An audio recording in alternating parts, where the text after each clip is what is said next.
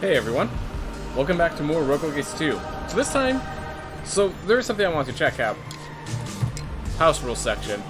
So this is a theme that they've hinted at is going to be a feature inside the game. So I want to get a sense of what this feels like, just having different numbers effective, how extreme of effects we could do. So today we are just going to be working on house rules. We're just going to be working on house rules. So, first things first. On. So let's see how low we can bring the enemy health. So we can bring it as low as 50% and as high as 200%.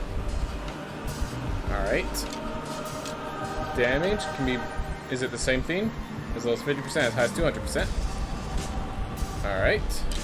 Vital was just on and off. On and off. So... It says... So we're going to just try it out. They suggest both... so as you can see down there, it changes how much health an enemy has. It actually has suggestions of reducing it for a certain relaxed experience and increasing it for a challenging experience. So I set them both at the challenging experience numbers. So we're going to test how that feels. We're going to ignore the flight toggle, the contact damage, and we'll do the display ray. We'll see how that visually feels. So let's start it up.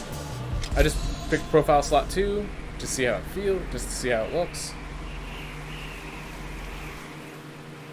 So let's see where the visual is. Alright, so it's probably not active during tutorial. That makes sense.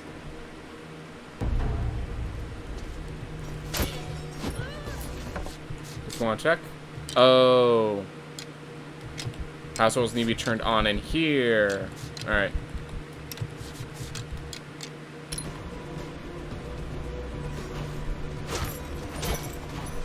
Whoa, what?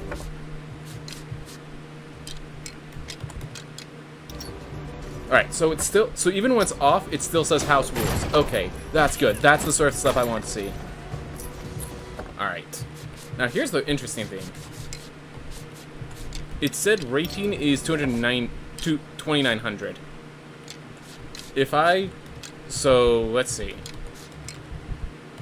So if I do that, rating is 2500. Alright. Oh, rating is just how hard the game is, I guess. Alright. Whatever. Hey, how's it going, sweet cute? So we're going to be testing out house rules for a bit. So you see how I have that little thing, rating 2900? That just means that I'm taking increased damage, and we're facing, so I'm taking increased damage, and enemies have increased health. But it's, like, not that significant. So, like, right now it's at 2900, so I'll be increasing this just a bit. Had work today, so a little meh. Alright. So, what I'm doing right now is I'm checking out these house rules, just seeing how they affect. I'm going to put it all the way at 200. We're going to put it at max for these two. See how that feels. So, rating of 4500. It's going good. So, I just started. We're just testing out house rules, seeing how they're all gonna fill. Enemies having double health means I have to play a lot more defensively. Double health, double damage.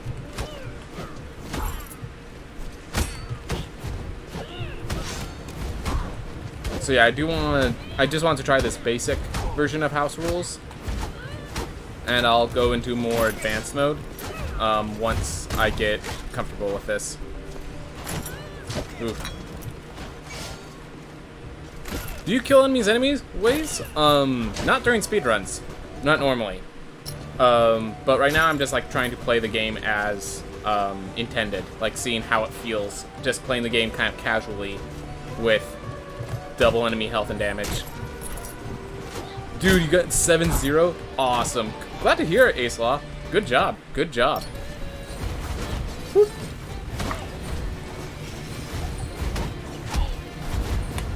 So weird having the knives survive so many hits.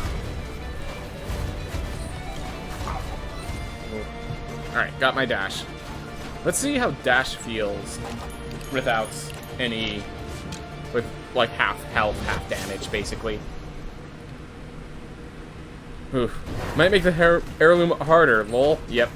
The thing is how much harder, because the thing is, like, a lot of things are scheduled around, like, one dash attacks kills that, and now it doesn't.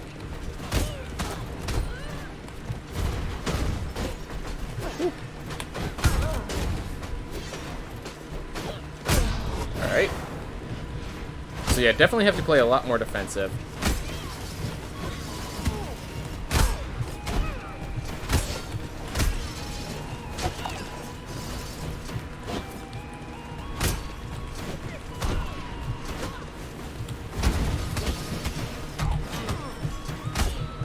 Still took damage because I messed up that timing. Oh, I wonder if I can actually kill these guys using our normal route. Gonna guess no. Oh. Still works, I guess.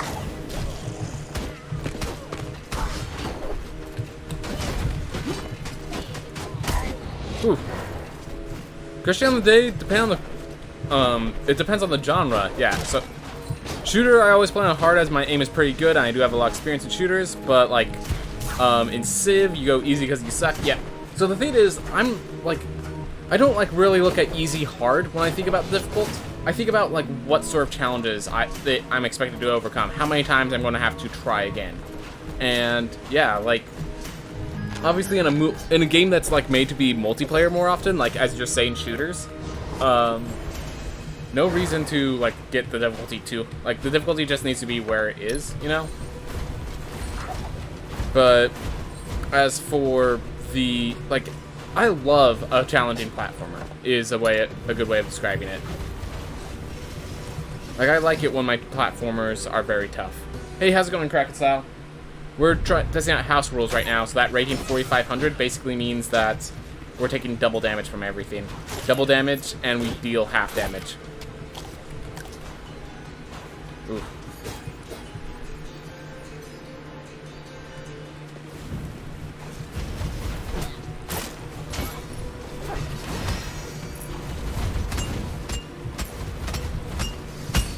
Ah. He was still walking towards me even while I was kicking him, and he was still coming up into the corner I was kicking him from. That was annoying.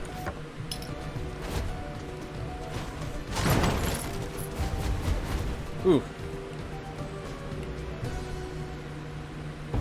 Speaking of Civ, there's a new 4x game Humankind, or 4x game called Humankind, but I haven't looked into it yet.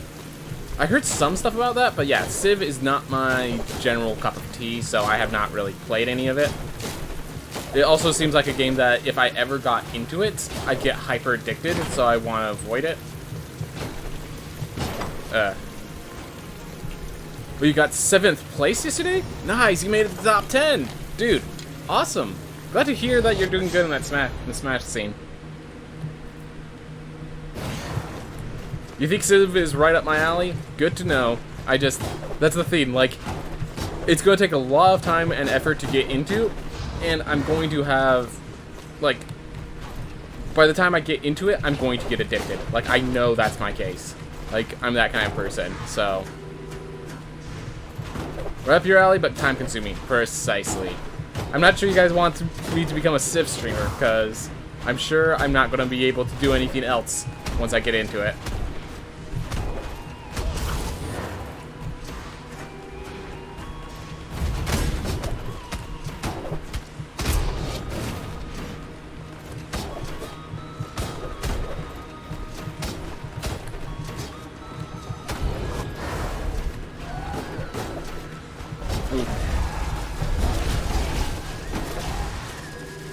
So yeah, the thing is, so far, I just changed enemy health and damage. So I'm just gonna play a little bit in this mode, just get myself comfortable. But once I have this mode taken care of, like,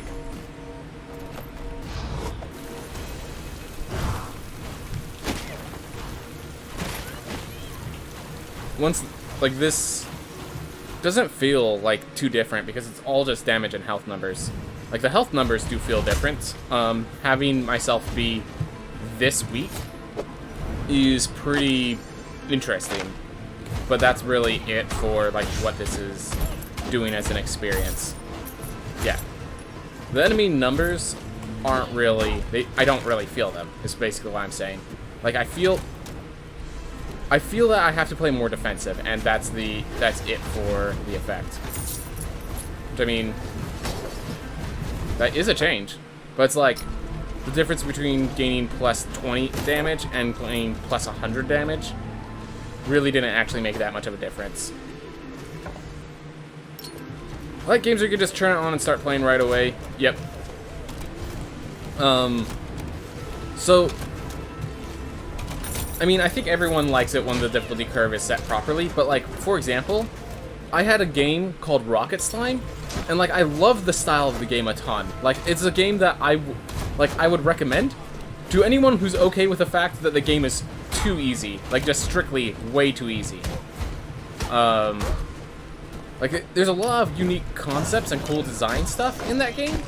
I just love the feeling of how you attack and fight in it, but it's like, enemies do not challenge you. And even if they do, you have like 6 health, and you're probably going to get hit maybe once.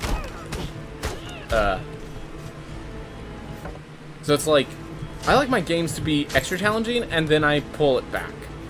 So that's like my personal feel. Obviously, if they have a like set desired, like obviously a Dark Souls sort of game, you want those sort of games to be hard. A Mario game, you want those sort of games to be easy. There is a general theme that like certain genres are built to be certain amounts of playability, but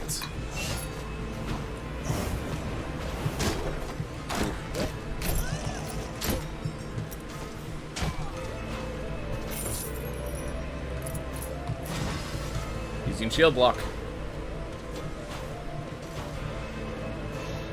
Turn-based RPGs like Shin Megami Tensei are just my jab because it does not waste your time, but will knock you hard if you're not ready. Yep.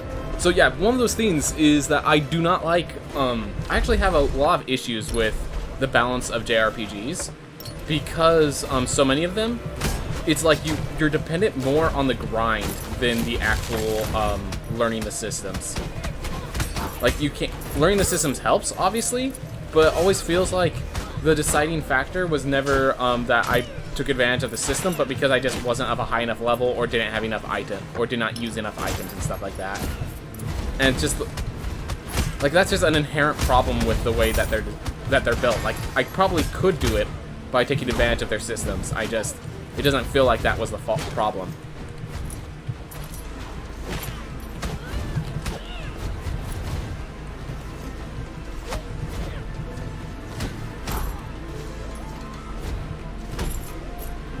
Like, I like a good, difficult RPG, but, like, I want a difficult RPG because I can't just grind my way out of it.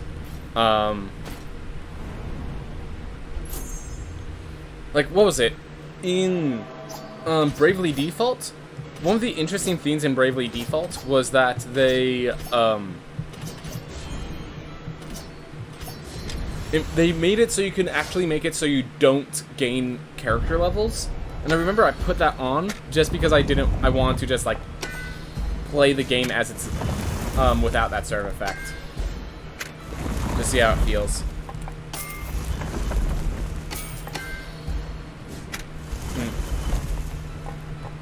We have Flame Barrier, so I am gonna unlock the Mage and get myself some intelligence.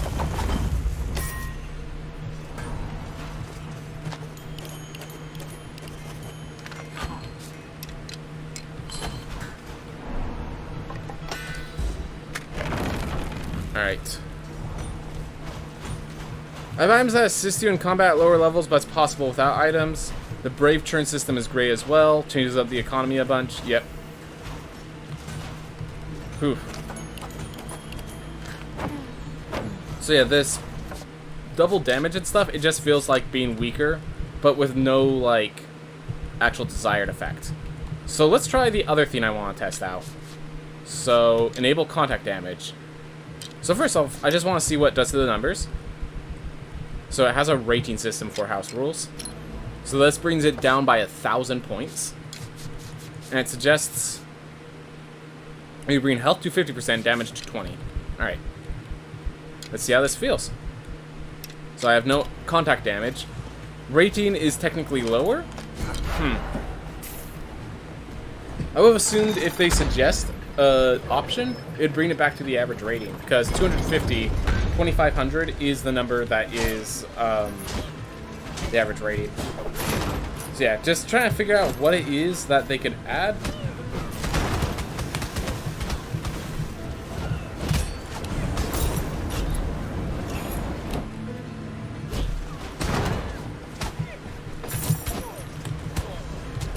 Oh, I don't have shield. I have... Duh. So I have, Super IBS, so I was trying to do, like, shield bashes. Alright, so no contact damage on those guys. These guys are floating around. Okay, so when they're not attacking, contact damage is removed. Here's a question. If they gear up... Alright, so they still hit me normally. At least that's the case.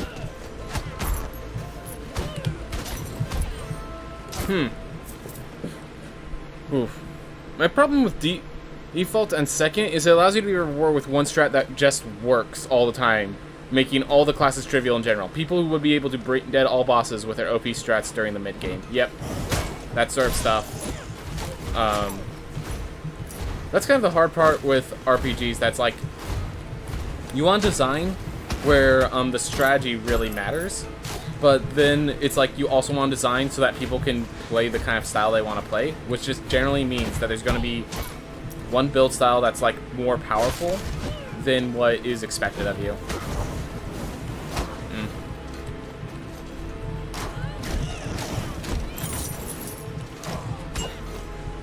Yeah, the ability to just run in feels very strong. And I believe it says that all bosses, as well as some enemies, ignore this effect, so I'm assuming those spike balls... Yeah, all the spike balls probably still hurt.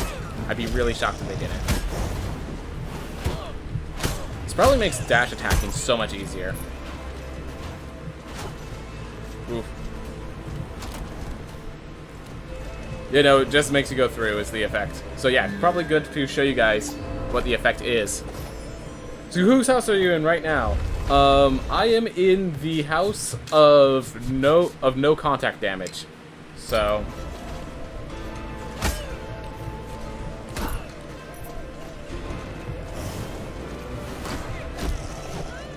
problem is I now have Pandora's box, so I can't really... Oh. Literally thought that was one of the spike balls because of the fake, and then it just started flying at me. Oh well. But yeah, we'll try this spike ball stuff for a little bit. Spike balls count as enemies. Spike balls count as enemies, yes. Whew. So yeah, we're just trying to figure out which... Oh my gosh, I just realized I forgot to turn off my fan, so there's probably a lot of background noise.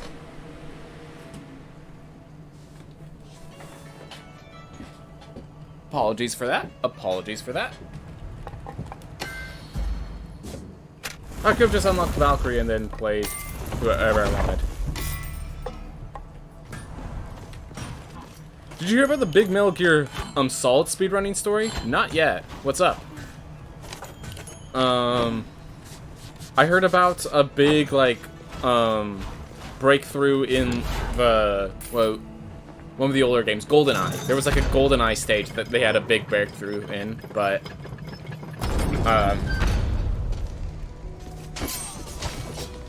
no, I did not know about this story. So yeah, I'm just getting a feel for it, seeing how...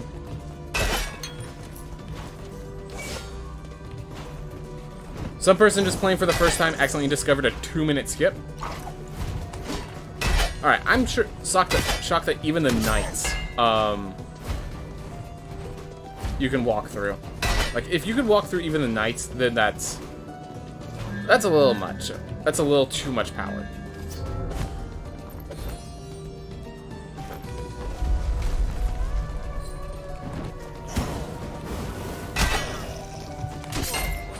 Just trying to be overly abusive with this whole no contact damage.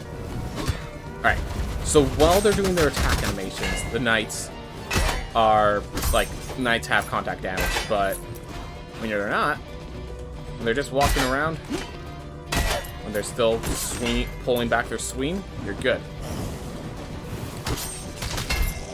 Oof. With that, I almost feel like they need, like, even by the rating system, like, it kind of reveals that they need to actually they need to increase the damage numbers a bit more.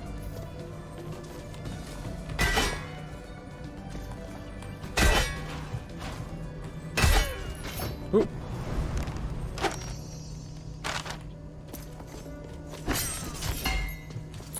So, that's pretty awesome that they, like, I love when, people not in the community help the community sort of thing. So,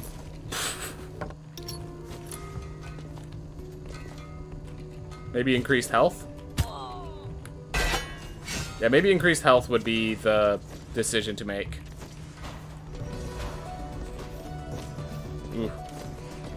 Yeah, I bet a lot of people went crazy about it, just like someone accidentally finds a glitch. Like, I'm just curious what the story is. How did they find it, sort of thing, you know?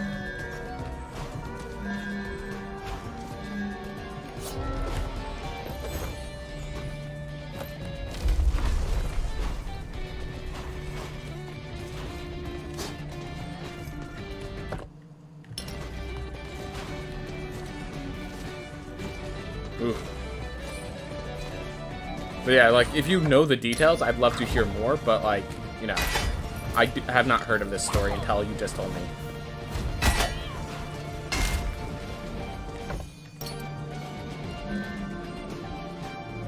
Let's try Pandora's Trial again. Hopefully this time. Somebody shot her and pushed her through a locked door. Dude. I bet, like, professionals were just, like, you know, not allowing themselves to get hit by the enemy ever, so. Okay, well, they changed the direction at which... So I didn't realize it also changed the direction at which your hammer, like, got swung. I guess it's called the boba skip now. Dude, there's I just realized there's a treasure chest hidden by the map. That's why I came back. Didn't even see that treasure chest. But yeah, so when I hold down, it goes up, it aims upwards in this because of vertigo, which definitely feels weird. Alright, so until they're spinning, no damage. Of course, when they're spinning, all the damage, but... Oof.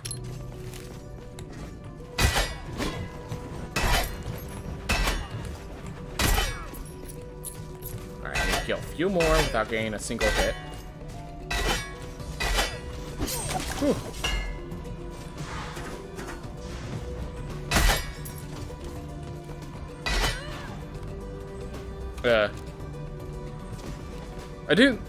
I don't think I'll never put on house rules. I am down for a casual mode, but not a house rules that makes the game way too easy. Yep. And like, the more I'm playing around with this, the more I feel...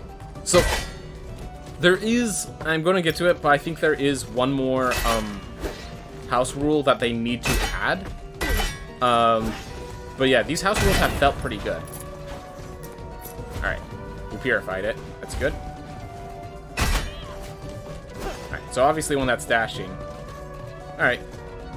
So yeah, when they're not attacking, they're good. That makes it... Yeah, that makes it pretty easy to avoid a lot of enemies. It's a good thing bosses ignore this effect. It's going to make bosses a lot harder for people that put on this house rule.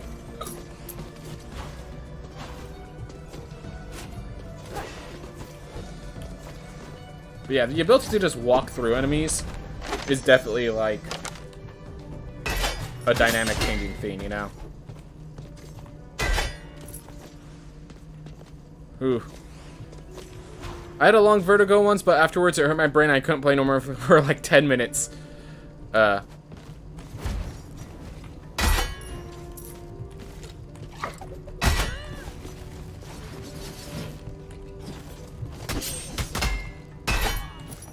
Yeah, I think for people that have problems like figuring out how close enemies should be, this is definitely going to help them. I think the one big thing is with the house rules.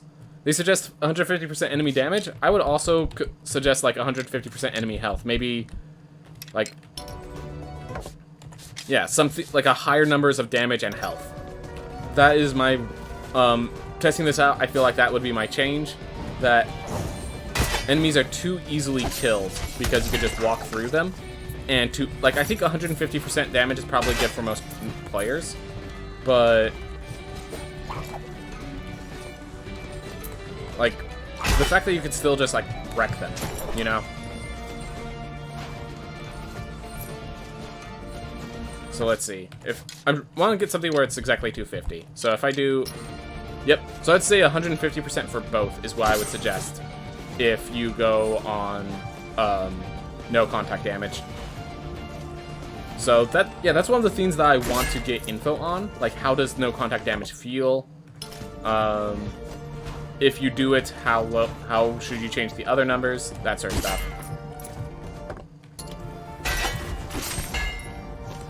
Oh my gosh.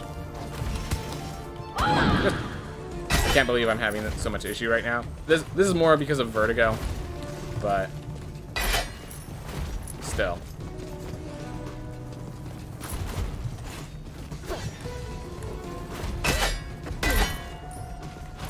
Ooh.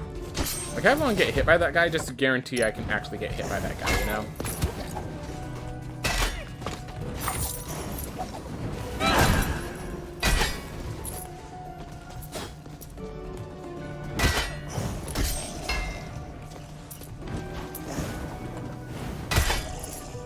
Alright.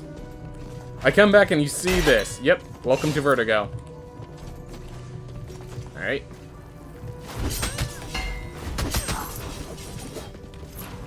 I need to get that Magnesis rune. And honestly, because I'm playing more casually, I need both runes. Oop.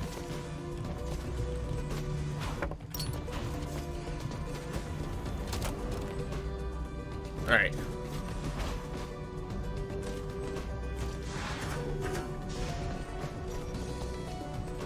Who's trying?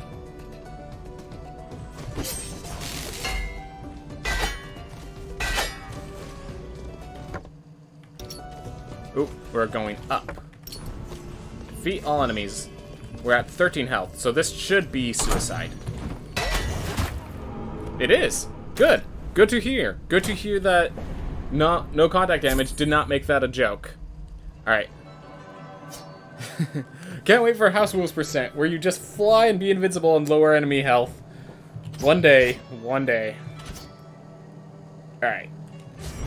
Yeah, I think this makes Barbarian a lot stronger with just the ability to go in close range and just start kicking faces in, you know? Let's start by picking up these little elements here. There.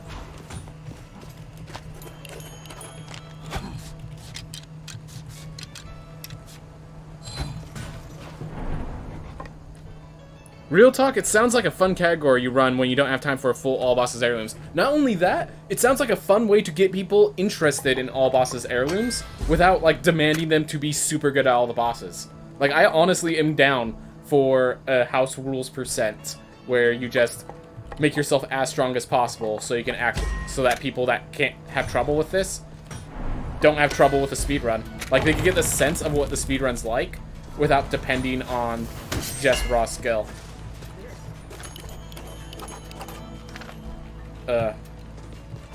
I don't really care for the House Rule stuff, but when I check out random people streaming this game, they are aggressively bad. Like, actively trying to be bad. I must be bad!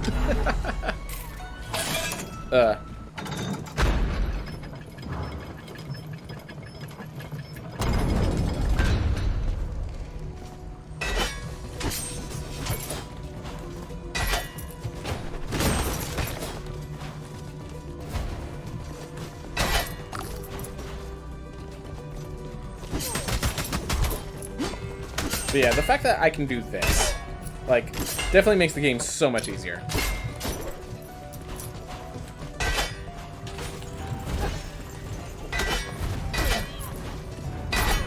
I need to check if...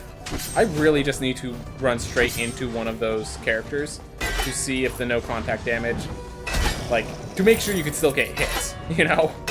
Like, that's getting out of hand a little. But yeah, I think before the day ends, I will be doing a no contact damage run where I have this effect on, and I'm gonna, like, 150% damage and health, and I have this no contact effect, and we're gonna see how it feels.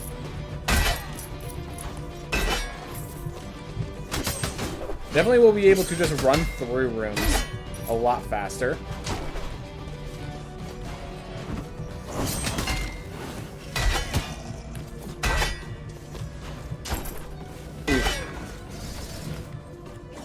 I still have not beat the first boss of this game to this day, jeez.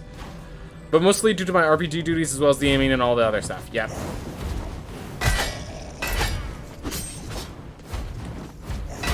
Ooh.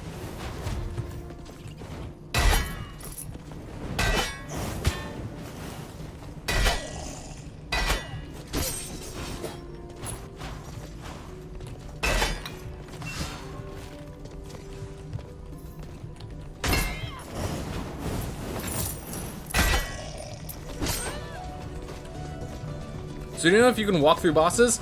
It strictly states that bosses are not affected by this. I'm gonna try it when I get to Lamech, but I'm expecting to take good damage and get punished for it.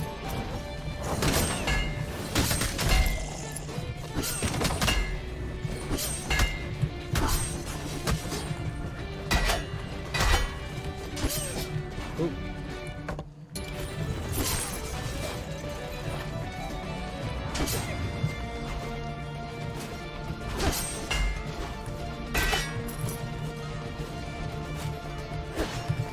Oh, I still haven't taken any damage from these guys. I can't prove that they have damage. I know the spike balls have damage.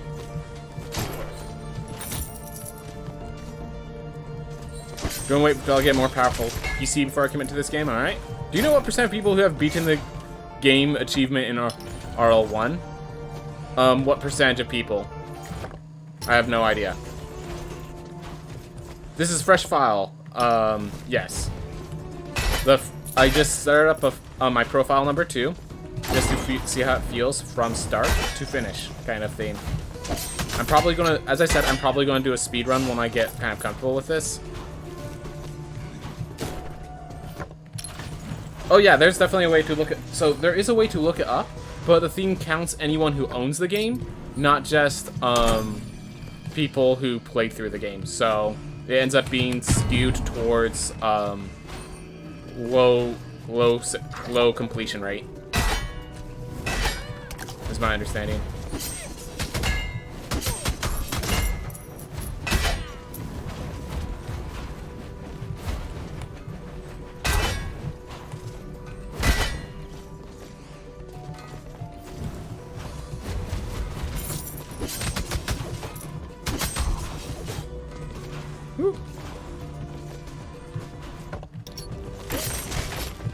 I know on PS4 you can see trophy earn percents, yeah, and on Steam you can see something similar, so.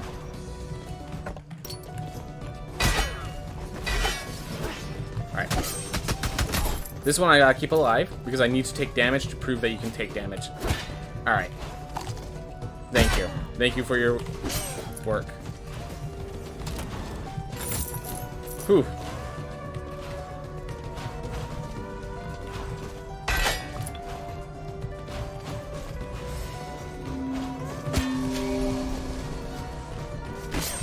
Still haven't found one mech in any of my lives so far.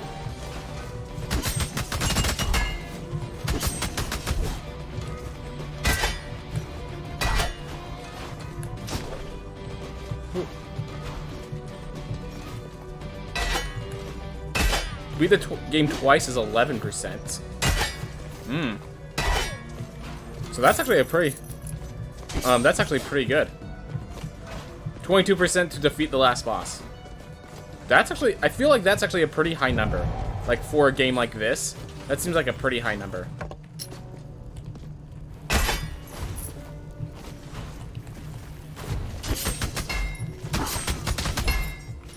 The fact that I can kind of charge in really, like, changes the dynamic of this game for me. But yeah, I can definitely see, kind of house rules based percent where you get the ability to.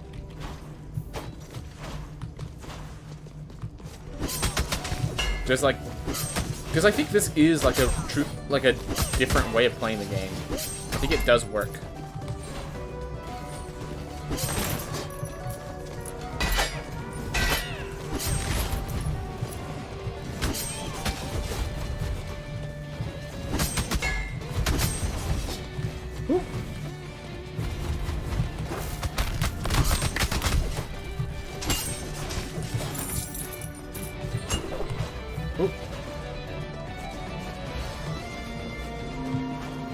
Converted, that would kill me, so I guess we're getting health gain. Does make Barbarian much stronger having this effect, but you're hearing no, that is not a complaint, that is just a statement, in case anyone's wondering. That is in fact an opposite of a complaint.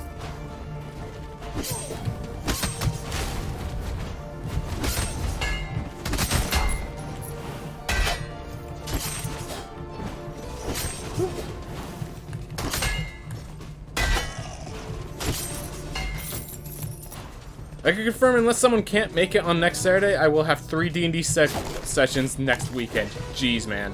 Jeez.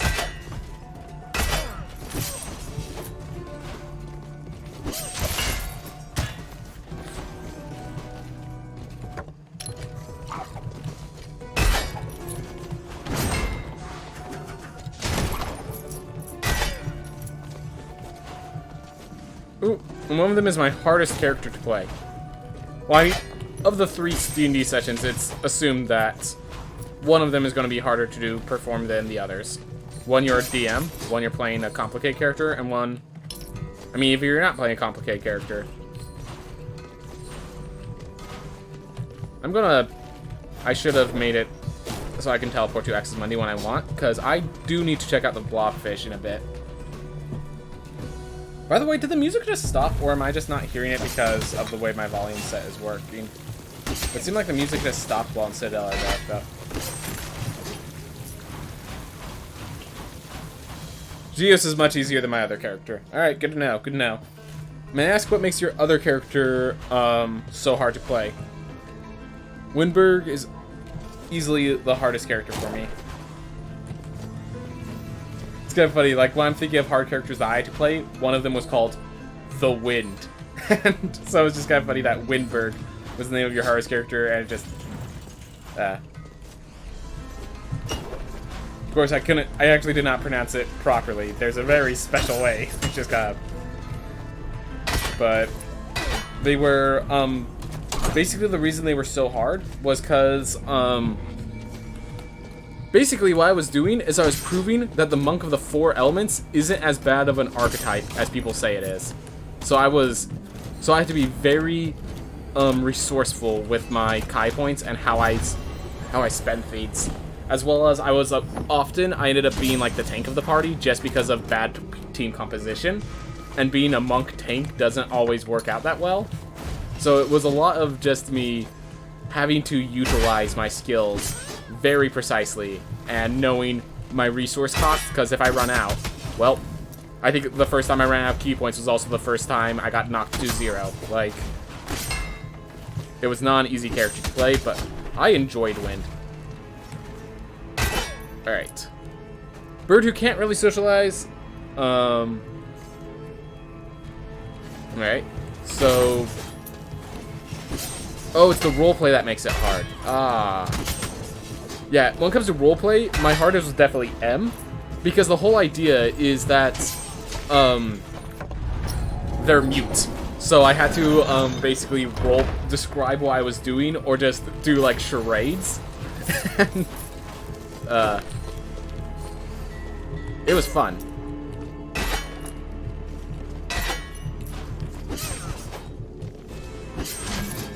Okay.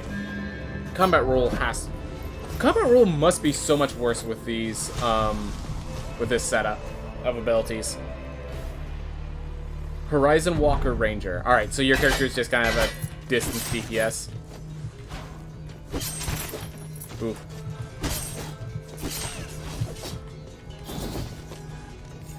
I just realized I cannot attack fast enough. Like, I don't think I could attack fast enough to get a charge attack in. I'm just gonna...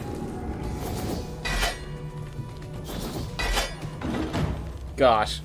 I'm not sure that actually is fast enough to get the charge attack in. Alright. It looks like I got the charge. Oh! Well. We have an issue, everyone. Okay, so while he's attacking...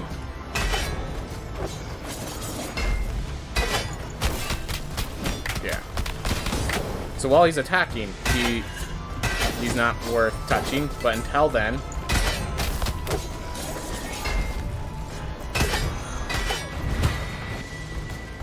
Alright. Let's start taking this a little seriously. Gosh, I just realized he has extra health. This is going to be a longer fight. Oh my gosh, I'm sure Spin to Win's going to feel amazing.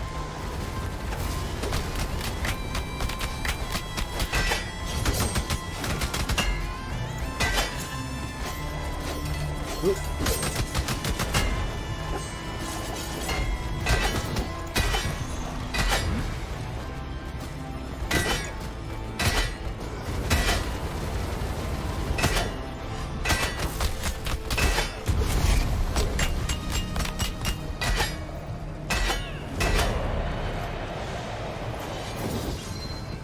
Ooh. Oh. Can you even crit after a roll? If I cancel the roll with an attack, it does crit. It seems like it does crit if I do that. So yeah, apparently that boss... So that's good to know. So apparently that boss does not have contact damage unless it's attacking.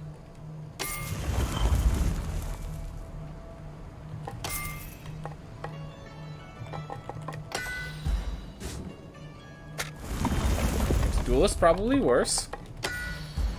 Chef's probably stronger, is my guess. I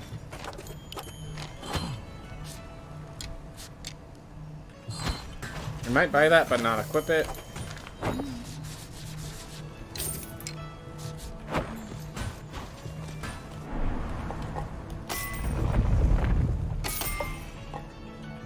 Ooh.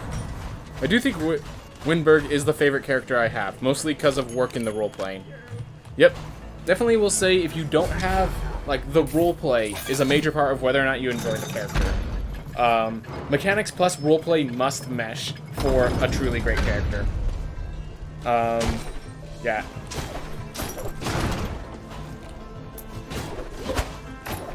I'm very good at making characters that are fun mechanically, but I'm not always the best at making characters that are fun role-play-wise. So, I find that a lot of my best characters are very fun roleplay-wise, because mechanically is never an issue to get feeling good.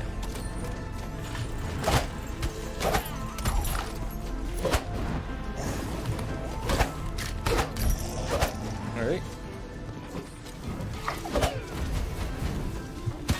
What am I doing? Just deflect these.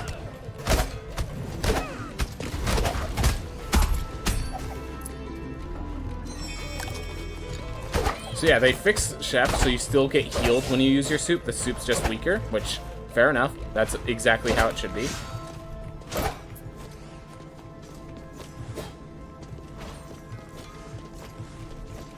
Whew.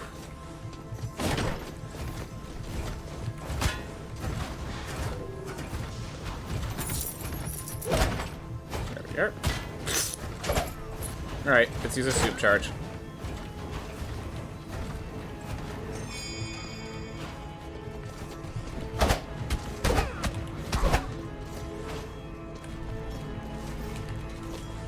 This character has masochism, I just realized.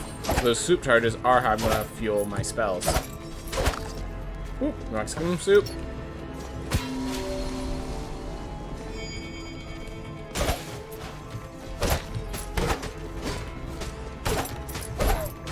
Yeah, the ability to just, like, do that, to charge in. Like, first off, that's gonna make the speed runs, if we do have, like, house rule speed runs, like, it's gonna make those so, like, so much easier in the aspect of getting around enemies. But yeah, again, I actually do like it, because it gives you a way to bring people who aren't normally into speedruns or normally capable of this level of skill into the game, you know?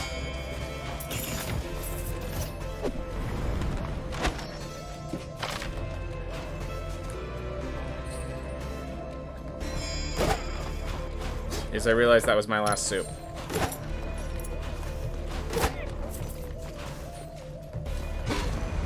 Oh, they shoot too.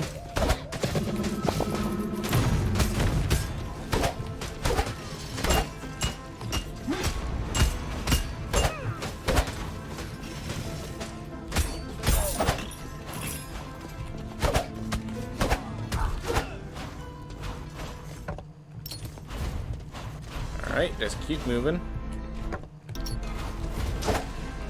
Thank goodness.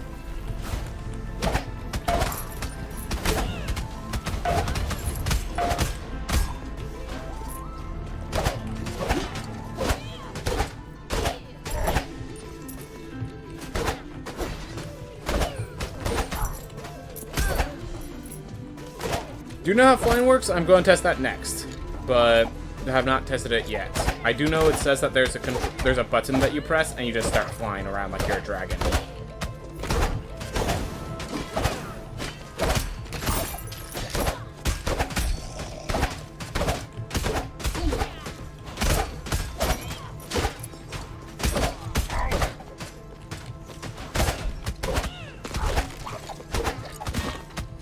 Whoa. Alright. So while they are in their throw animation, even though they're not really used as an enemy there, I still get damage for touching them while they're in their attack animation. That's good to know. That is good to know.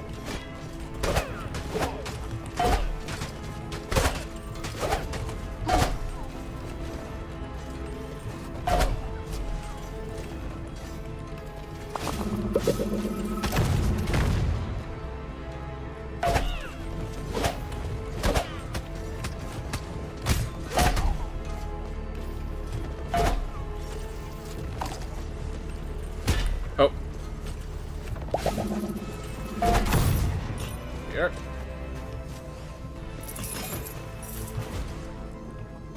Now we might be able to survive a hit. We might.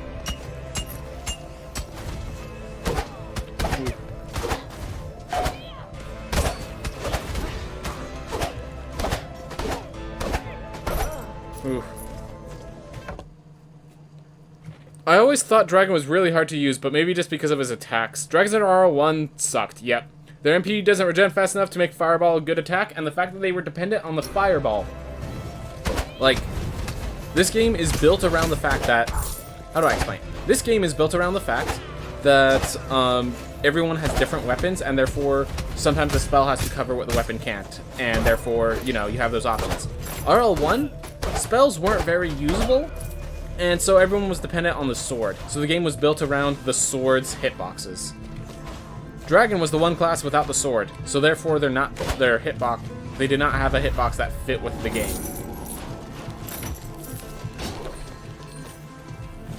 So surprise, surprise, they were garbage in the first game.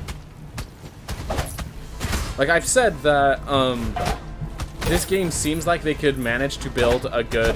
Like, I think I said, like, back when I started playing this, like, way before I even started speedrunning, that this is a sort of game where I could trust, like, playing a dragon and having it be fun.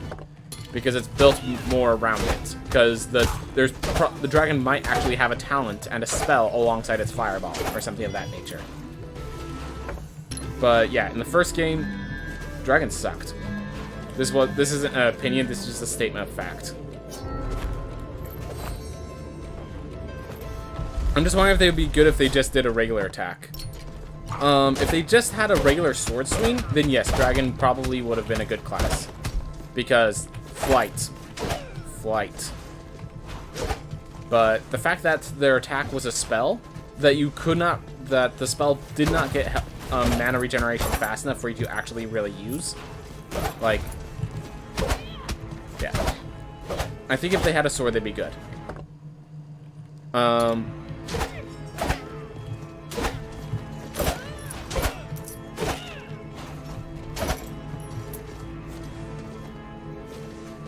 Flight itself was hard to use? I disagree. So I built my character around using flight. So, like, you could, in the first game, you can choose whether you want more flights or more jumps.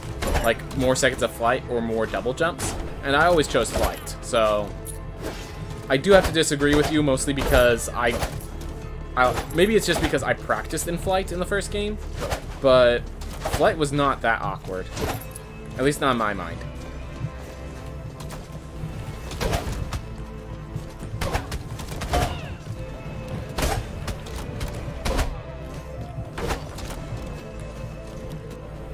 Whew.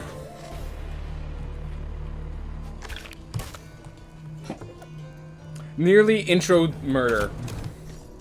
Welcome to the Sticky and Study. Now die.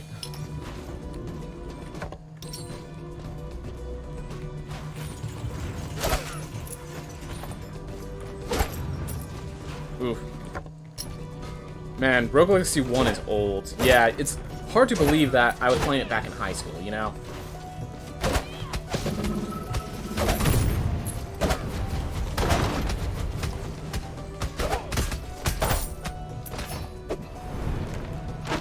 Scholar Cave, hey!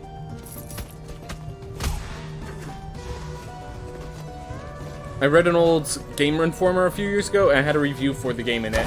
Dude.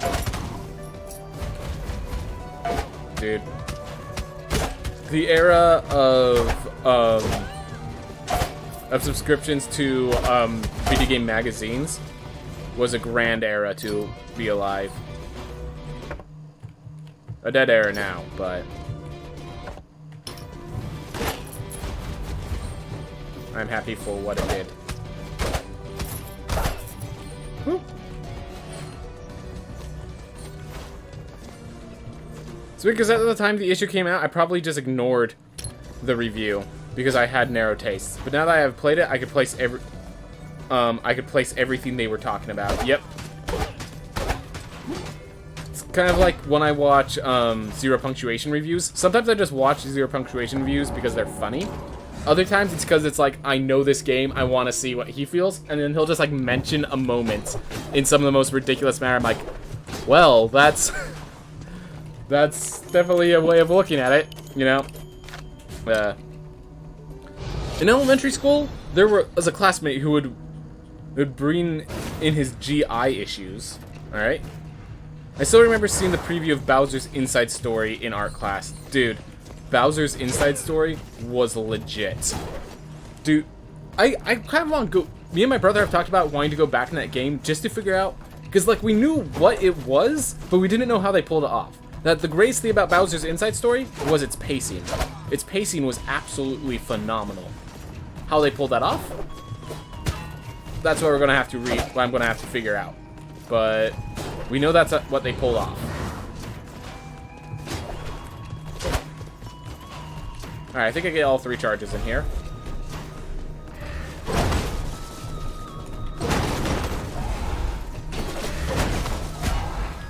That's okay.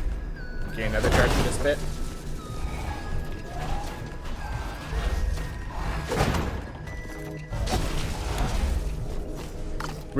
Way back when it was still called Mario Luigi RPG 3 because they didn't have a title for it. Yep. This game is a huge step up from what I saw in RL1. Yeah, not even close. The two aren't even comparable. Not anymore.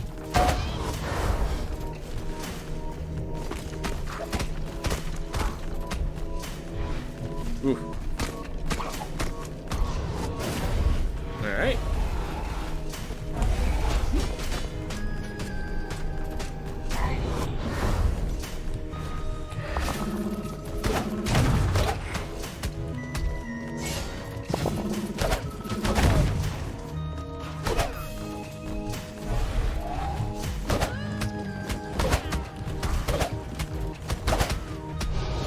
One of my streamer friends recommended I try out Rogue Legacy 2. He said it would be up my alley. Glad to hear. Glad to hear. Unfortunately, I only know Kraken from his fighting games that he plays, so I have no idea. I would not be the kind of person who could recommend something like this.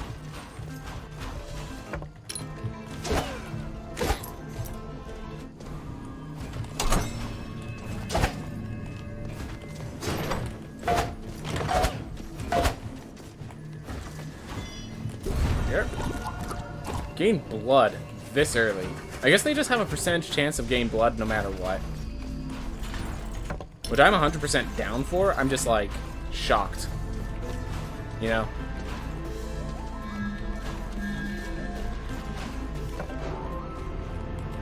Well, if I grab Hermes boots, I'm basically invincible. Joking, but also seriously. I played nearly every game. He's been begging me to play roguelikes for so long, though. Feels bad, Dad.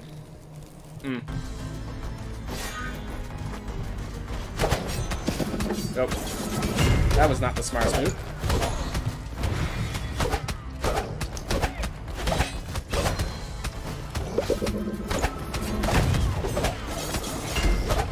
So when the enemy is using an attack, whether or not it's a grounded attack, the fact that it's attack means you can't touch them, which is good to understand.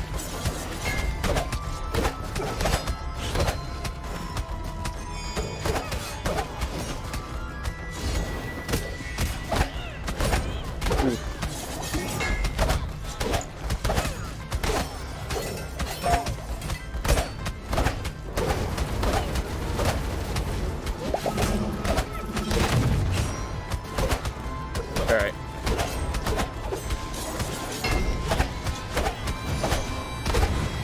But yeah, I got into them. Definitely, roguelikes are just very much, you either get into them or it's just not your thing.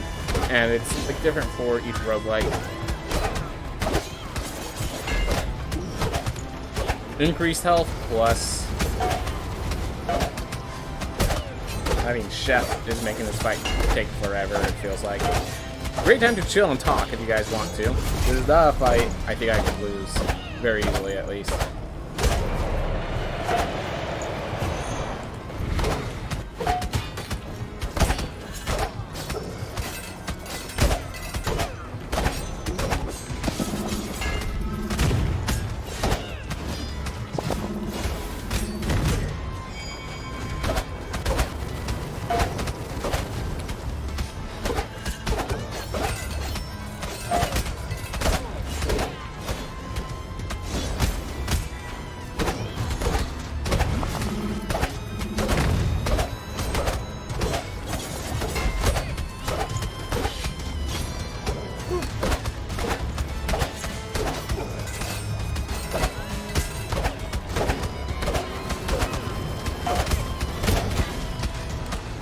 Oh, I'm definitely taking hits I shouldn't be.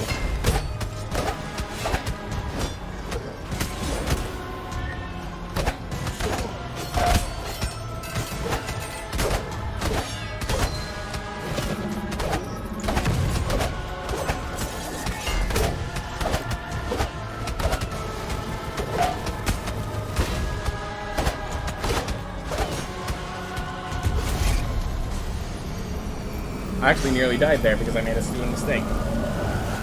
I'm impressed. They are part of my three-way of tie of genres I have a hard time liking something, which is fighting games, shooters, and the genre and roguelikes. So the chef skill hit is after you deflect stuff, correct. So after you deflect something with your frying pan, you have a chance to get a skill crit.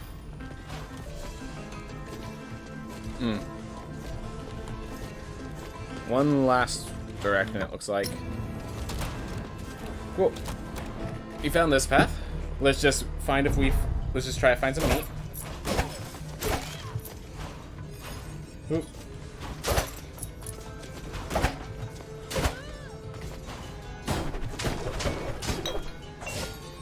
Man, it's so important to get that ability to gain back talents with the water.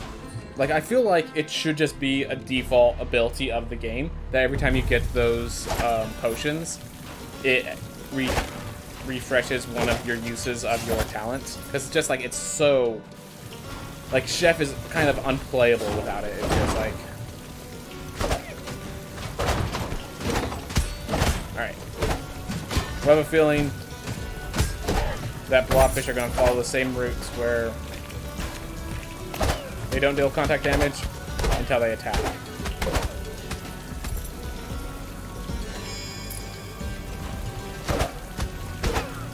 Right, so yeah, until they start swinging their hammer. Earthen Mauls do not have contact damage.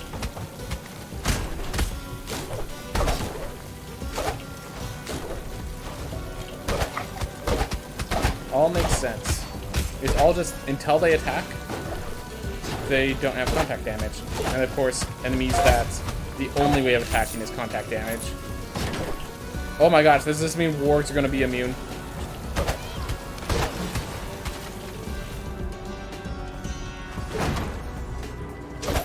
That's going to be scary if wargs are immune.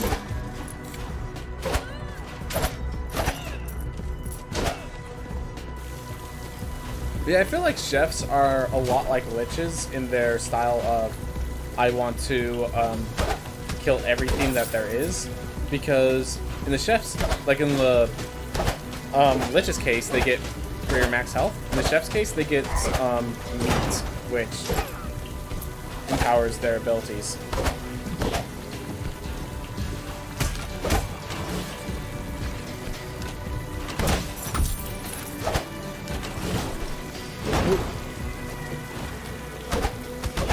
Yeah, I think I am convinced that for most players, or at least for players that need it, that without on-contact hit, this game can still be tough. Like, with the increases to damage of enemies applied, as it suggests, I would increase its max health up to 150%, so you just don't charge it and one-shot things. But I think they are correct in stating that it's a version of the game, not, like, for speedruns it's going to be easier because I could just dash through enemies, but for, like, regular players, I think this is actually just a valid, different way of playing Surf Theme. So, thumbs up to them for that.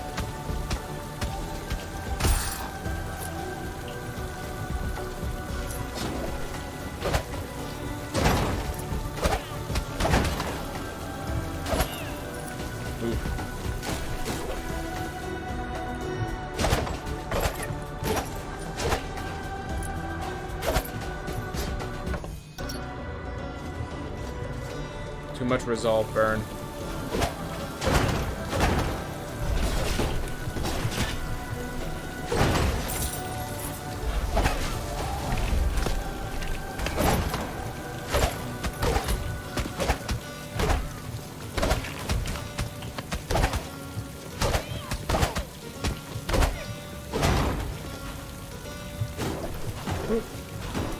Oh, I have Hermes boots, right.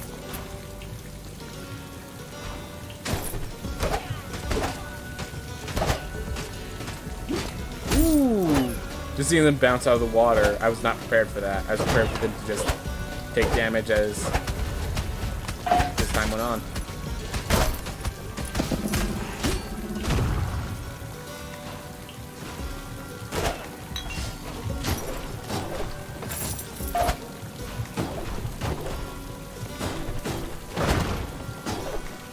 Alright. We get pizza, girl! Time to eat some delicious pizza, everyone.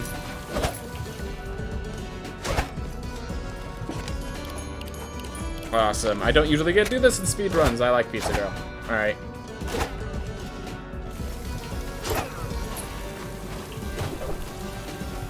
Alright. Whew.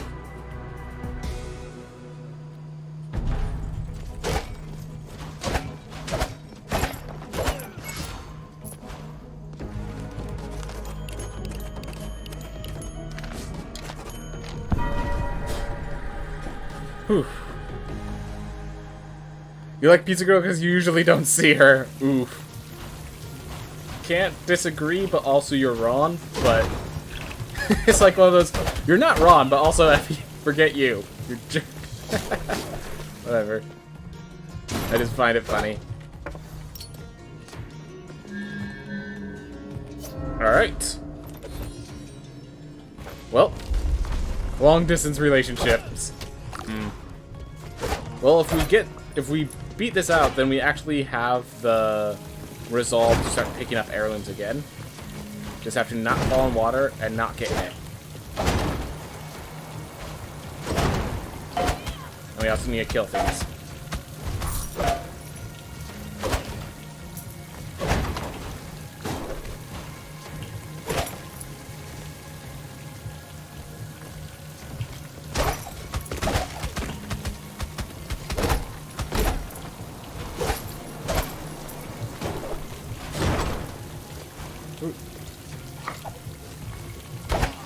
This is scary because I know that there's one directly below it, and these guys are really good hitting enemies above them.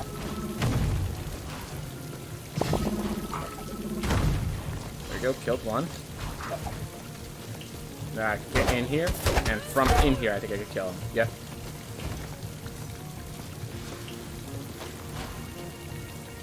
Gotta do this to make sure I'm full on mana. Oh! Completely forgot about those projectiles. I'm just like, well, that was my fault. My fault entirely. Alright.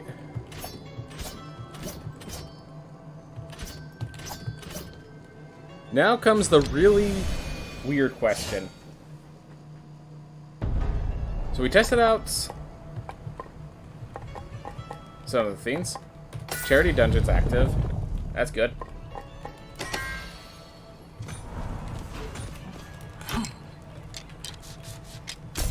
Alright, Leather Unity.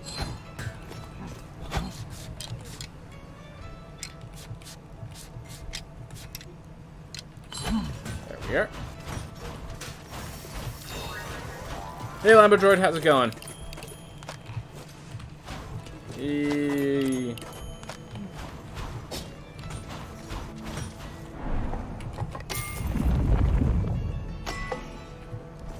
So now we're going to try the last thing, and we're going to try something extra stupid and ridiculous, just so that people are prepared for it. Ooh.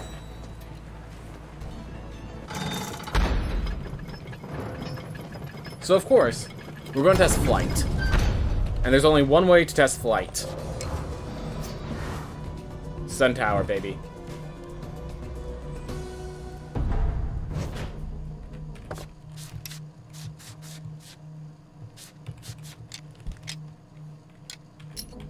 Alright, so this only takes out 400 points. So yeah, I just pressed this button.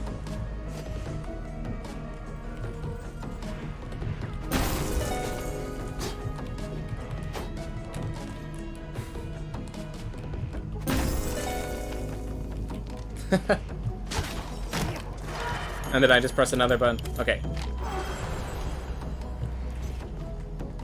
So...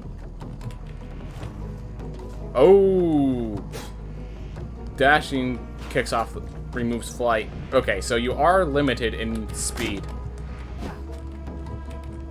Alright, well I have no contact damage, so...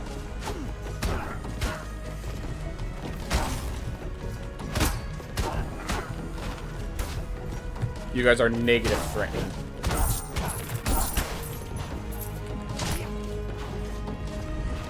And now... So here's the thing with flight. I do like having options to make platforming easier, but I feel like they need to somehow find a way to take the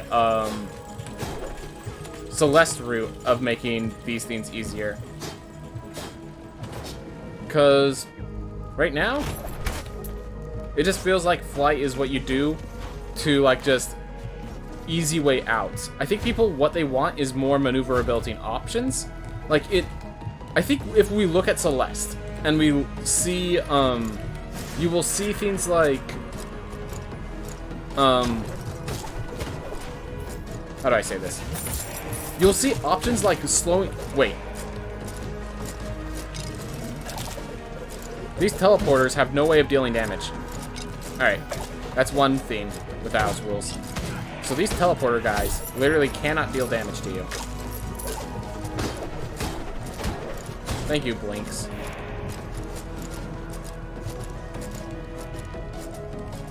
But yeah, the flight, it just feels like a be-all, end-all. This is like when you absolutely no other options are working, you switch to flight because you just want to get it over with. And I think they need to have more nuanced versions of it. Because yeah, flight is built to be pretty overpowered, like by design. It is your get out of jail free card, basically.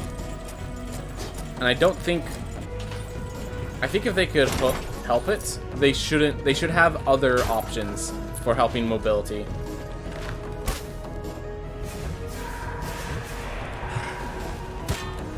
Wait. So these guys can't deal damage.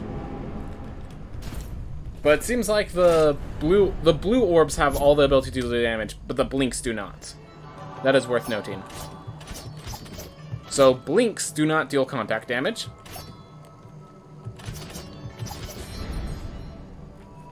I'm going to just do that again. I'm going to reduce damage so I can just see how any enemies that deal contact damage. Charge counts as an attack, but I didn't, like, I needed to check whether, I didn't have a chance to check whether just floating into me counts as an attack. So I am going to try that one more time, see if the chariots hit. And I do feel like there needs to be other options beyond just, alright, you do it the hard way, or you get a freebie. There has to be, like, for example, in Celeste, they have slowdown. In Celeste, you can actually just slow down the game speed so that you can react in time. Oh. Right, we don't have our regular talent.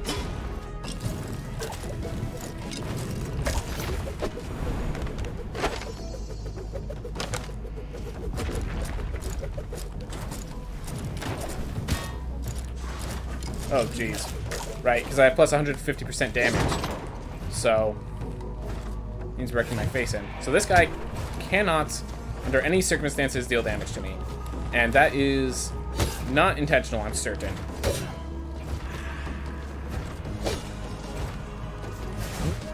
So the blinks are bugged. I'm certain that this guy will kill me.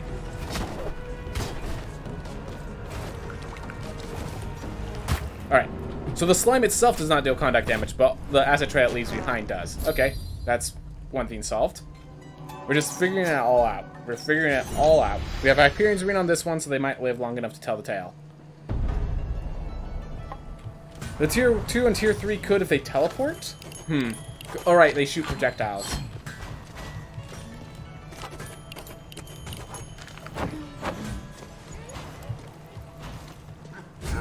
But yeah.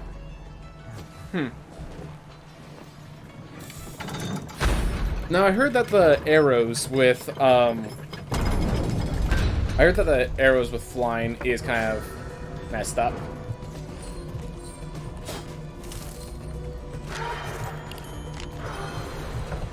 So we're gonna try that out a bit. And then we have the one big question. Are wargs still monsters with no contact damage? Once we check out charites, we're gonna head off to find wargs. Alright. Nope, these guys have just raw contact. Look at that. These guys always kill you. So charites are how charites act as so charites act as most enemies should, as the blinks should. So I think they need to add contact damage back to blinks. Oh, I never even tried. Oh my gosh. I am a monster.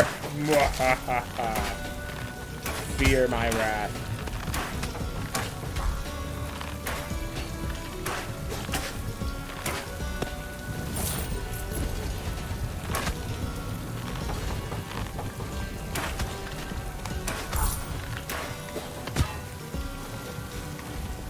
Yeah, Chariots are just balls of fire, it makes sense. Yes, but the Blinks did not. That's what didn't make sense. So, Blinks and Chariots should have the same rules. That was basically my argument.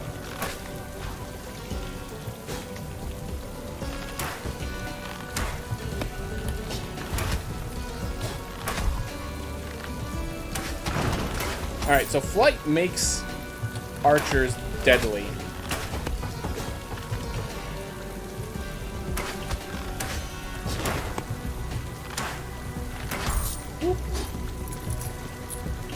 Oh my gosh, we need to try Gunslinger with this, you're right. Oh my gosh, this with Gunslinger has to be absolutely insane.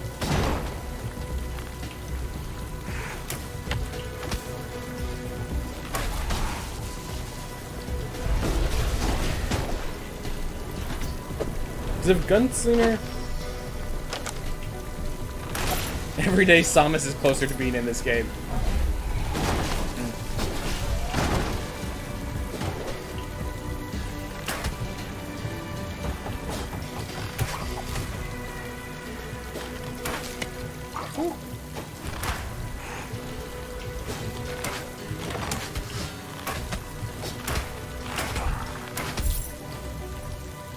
Ooh, my assumption for wargs is walking around equals no contact, otherwise I think they will do contact.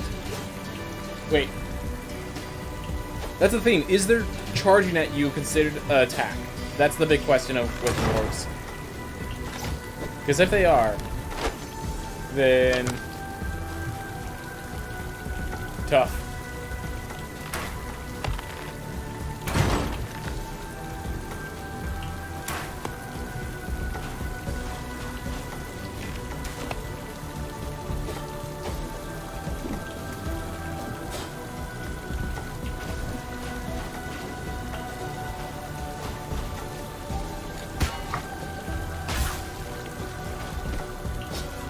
Alright, let's now beat this boss without getting touched once as a ranger. Because that's something I'm good at. Okay, I could get touched once. Yeah, I know the charge equals attack. It's the question of, does their just walking forward count as an attack? And I don't know what the answer is going to be.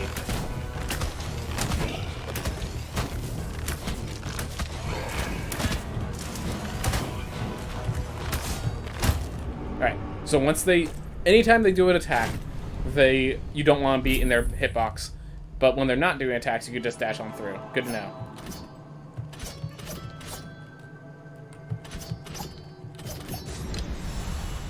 Alright. The jump has to be attack at the very least. Yes, that's the big theme. Jump definitely has to be attack. It's a question of anything beyond that. And we must see Gunslingers before we stop today.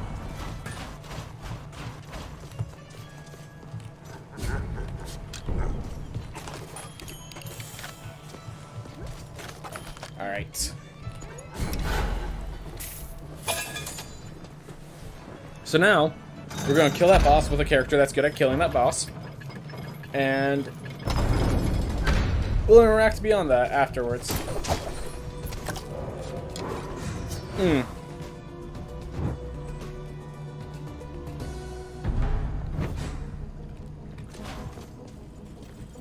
Oof. I just realized, yeah. Random question, if you had to choose one dish to eat every single day for the rest of your life, which would it be? So, at this rate, it's looking like, frozen burritos are gonna be that dish, and that's, like, not even, like, me choosing that, that's just what's going to happen, like, at this rate in my life, but, if I could choose one dish, gosh. It'd have to be something delicious yet healthy. Because one of the things is, if you have to eat it every single day, it's when you feel sick and have to eat it. That's the main issue. Like, I can always, like, deal with taste eventually.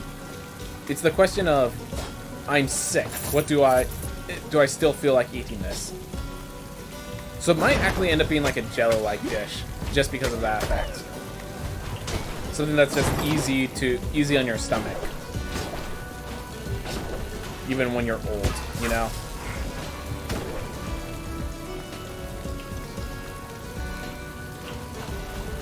That's the only thing I can think of.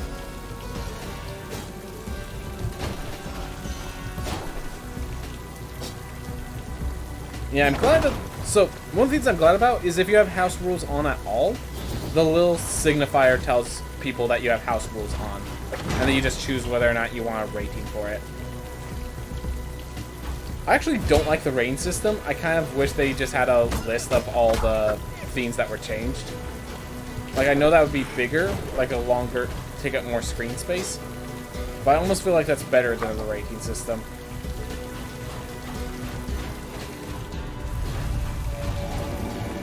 Frozen burritos are PogChamp.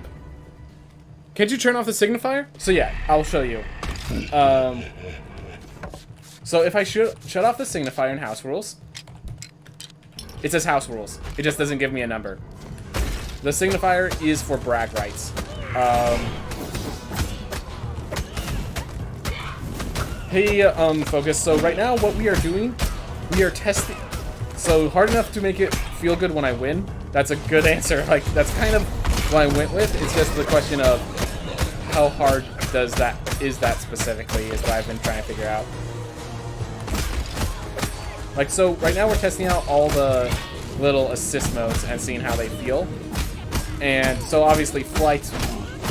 The problem with flight is it's like people sometimes need help with platforming, but this is just like well, you suck, so now you're doing this sort of option. It doesn't feel like I'm good. It doesn't feel like I'm making the change and it's the little change, the little push that I needed. It feels like I'm just giving up on the challenge and I'm doing it this way.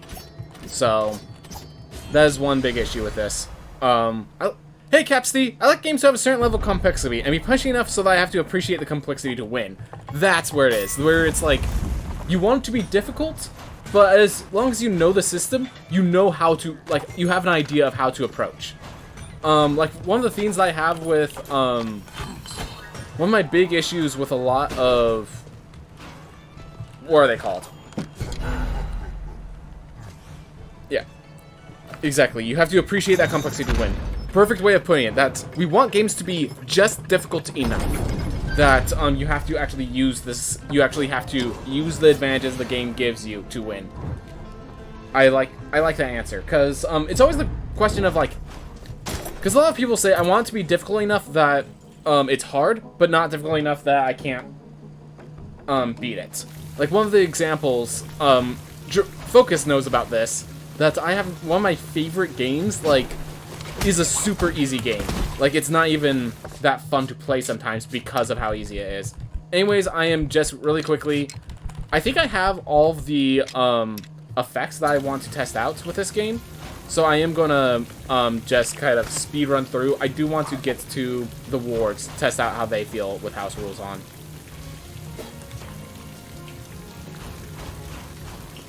Oof.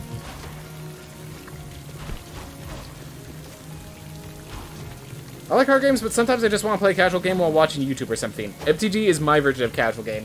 Okay, can I just say something that MTG, with all its complex systems, but like if you're playing the right deck, it becomes a casual game. I just want to state that, how great that is.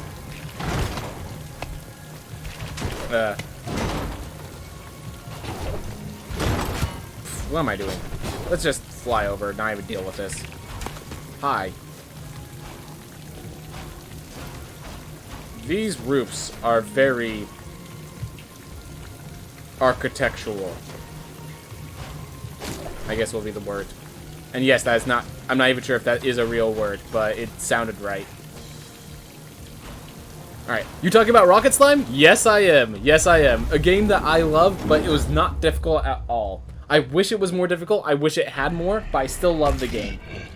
But that's kind of what kind of drew me in. This plus the discussion about these accessibility options, because like one of the issues is you at the very least don't want the game, I think here's the big thing, you want the game to be hard enough that it's not just like, you don't want to feel like the game's just going easy on you because it's worried about your ability to handle it.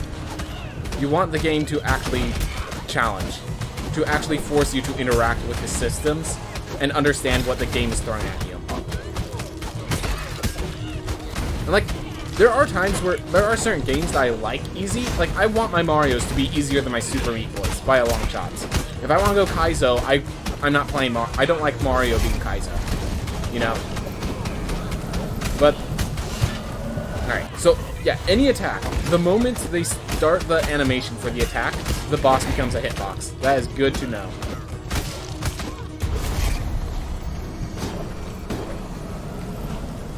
I don't want to be on my first try. A good 3 or 4 tries are difficult spots to fully understand it, and another 5-10 podium attempts to win. It's probably a really good spot for me. For most games, yes. There are games where, like, the game over screen is so, like, crushing, so slow that I don't want to take multiple tries. Like, for example, if I'm playing Fire Emblem, a long-term strategy game, I don't want it to take multiple tries. I want it to be challenging, but I want to be a challenge I can overcome. Because, like, the multiple tries means multiple hours. Like, some of those fights can take a while. And those things I don't want to be so challenging that it takes multiple tries.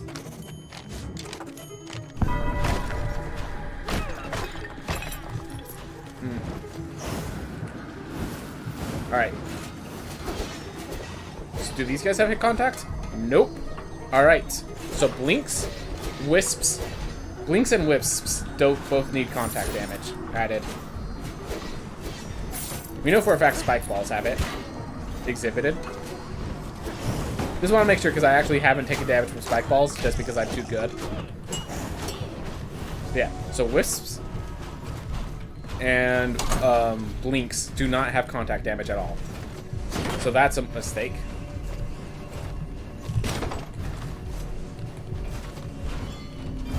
Alright. Tier 1 Wisp don't have an attack. Yep. Same with... But yeah, it's good to note that these things are things. That those two enemies do not have attack.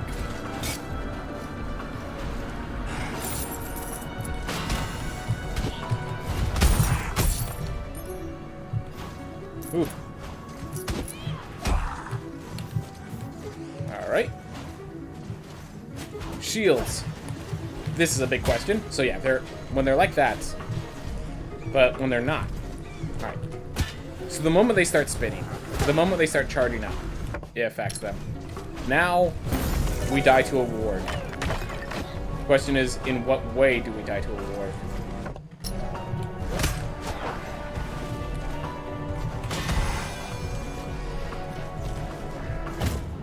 Just by walking forward.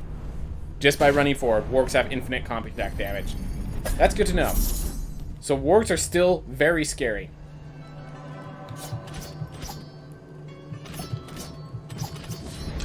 Alright. Now we just need enough money to get to Gunslinger. Or you know what?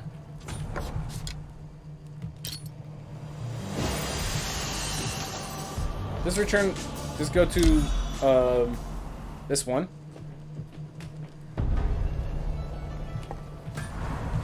We're already a Gunslinger.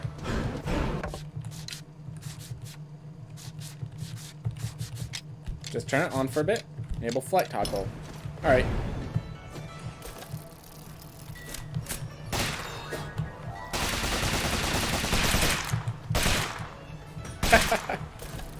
They just fly around.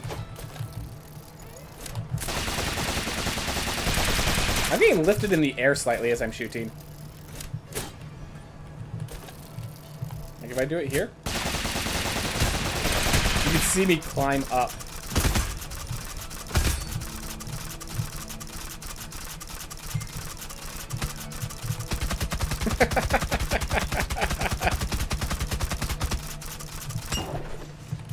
Alright.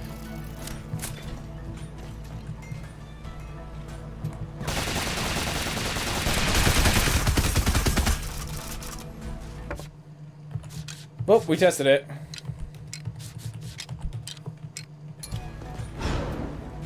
Go. Yeah, I like that. That's just a little... House rules are on. This is a little thing to make sure speedrunners don't get affected by it. No one could just, like, put on house rules, 90% damage, and try to hide that fact. That's normal. It's just less noticeable because of gravity. Yep. Well, I mean...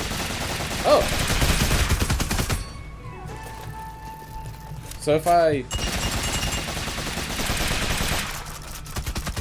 That's the thing, you fall eventually with gravity. This, you never fall. That's what I was noticing. Alright. Well, we tried what we wanted to try. And I think I have what I want to say about, this.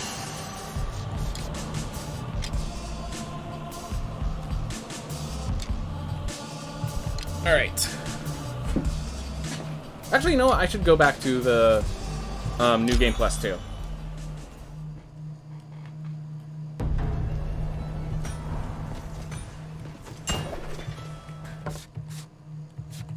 Alright, so I'm gonna make a video surf theme. So, if you guys are willing to hold back, I'm gonna make this into a YouTube video surf theme.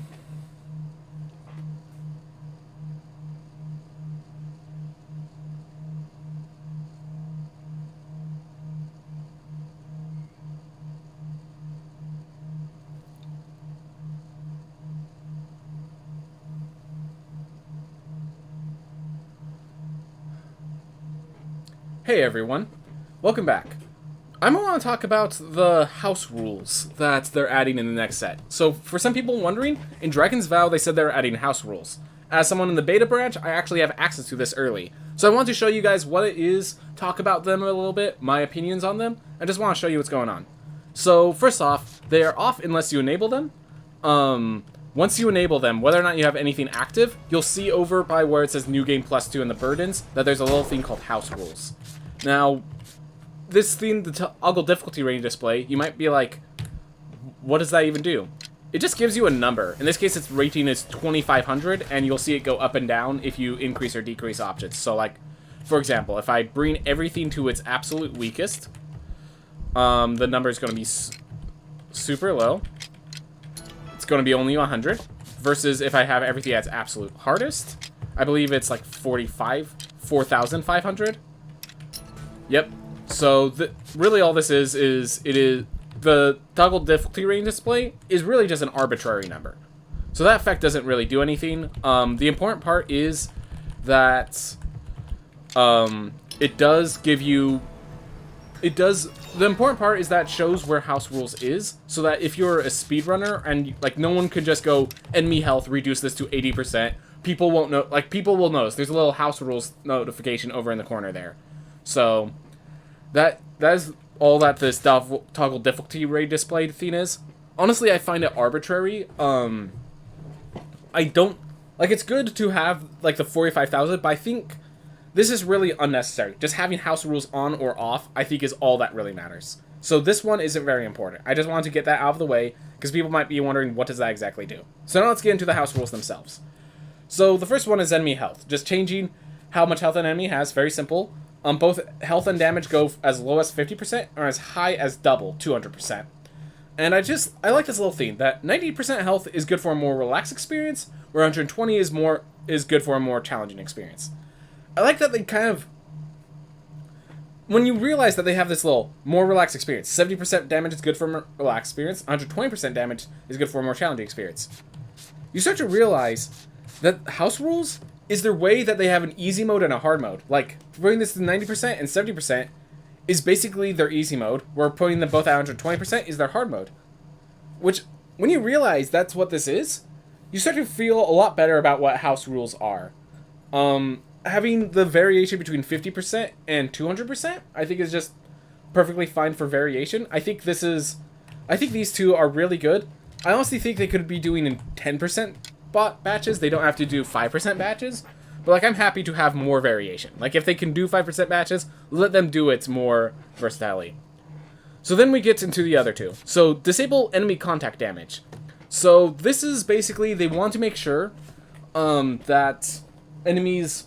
Some people have trouble where they're running into an enemy, and they just, like, run into it and take the damage. They don't have the hand dexterity to, like, stop right before they get to the enemy. There are some weapons, like the Assassin's Blades, which don't have much knockback, and also have very close range. Because of these things, having enemy contact damage just makes the classes unplayable for some people.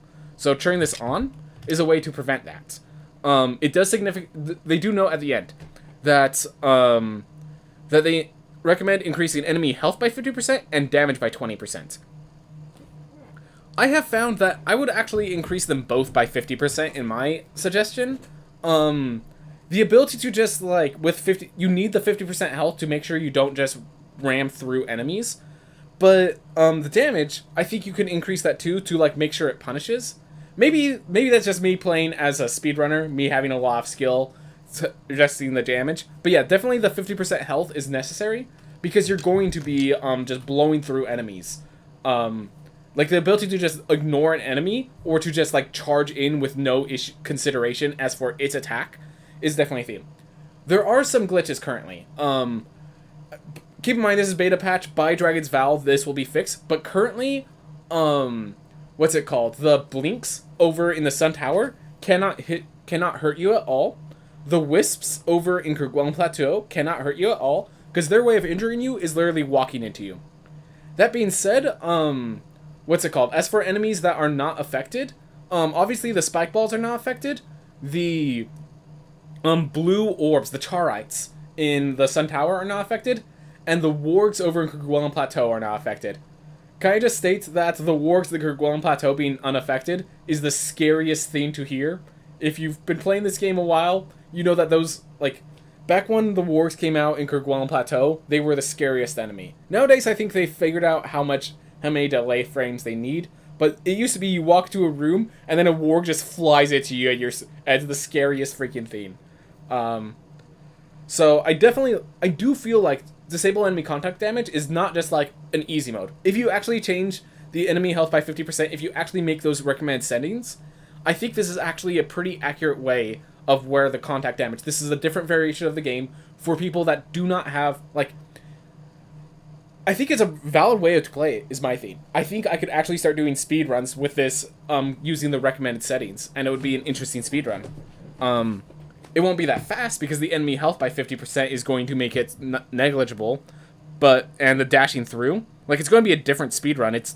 Maybe for speedruns it's not really worthwhile, but I think it's a valid way to play the game. I don't think it's like an easy mode. I think it's actually a valid way to play the game. I think that's really interesting. The one thing is that you're able to just dash through rooms and ignore enemies really easily.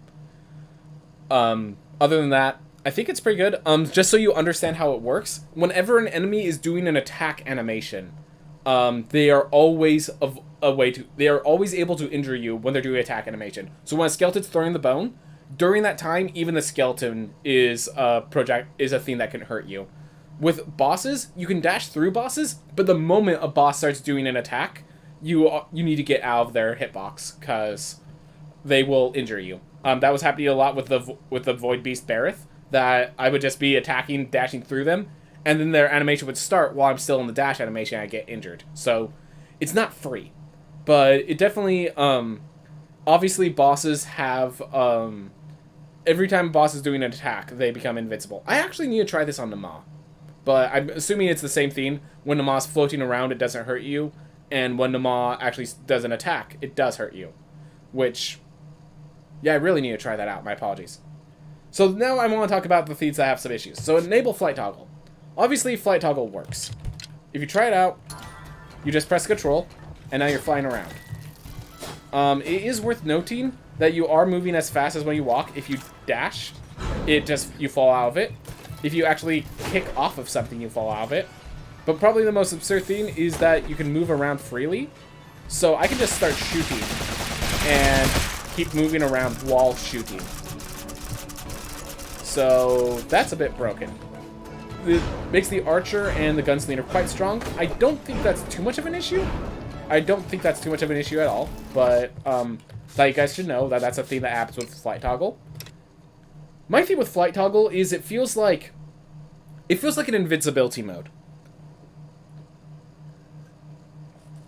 The problem in like in Mario games, they have an easy mode where you get access to a super powerful suit that's basically invincible. It can fly, it can take care of all the platforming. It doesn't feel good. It doesn't feel like they made the game easier so you can beat it. It feels like they shut off the game so you could play. It's like they shut off all the challenge.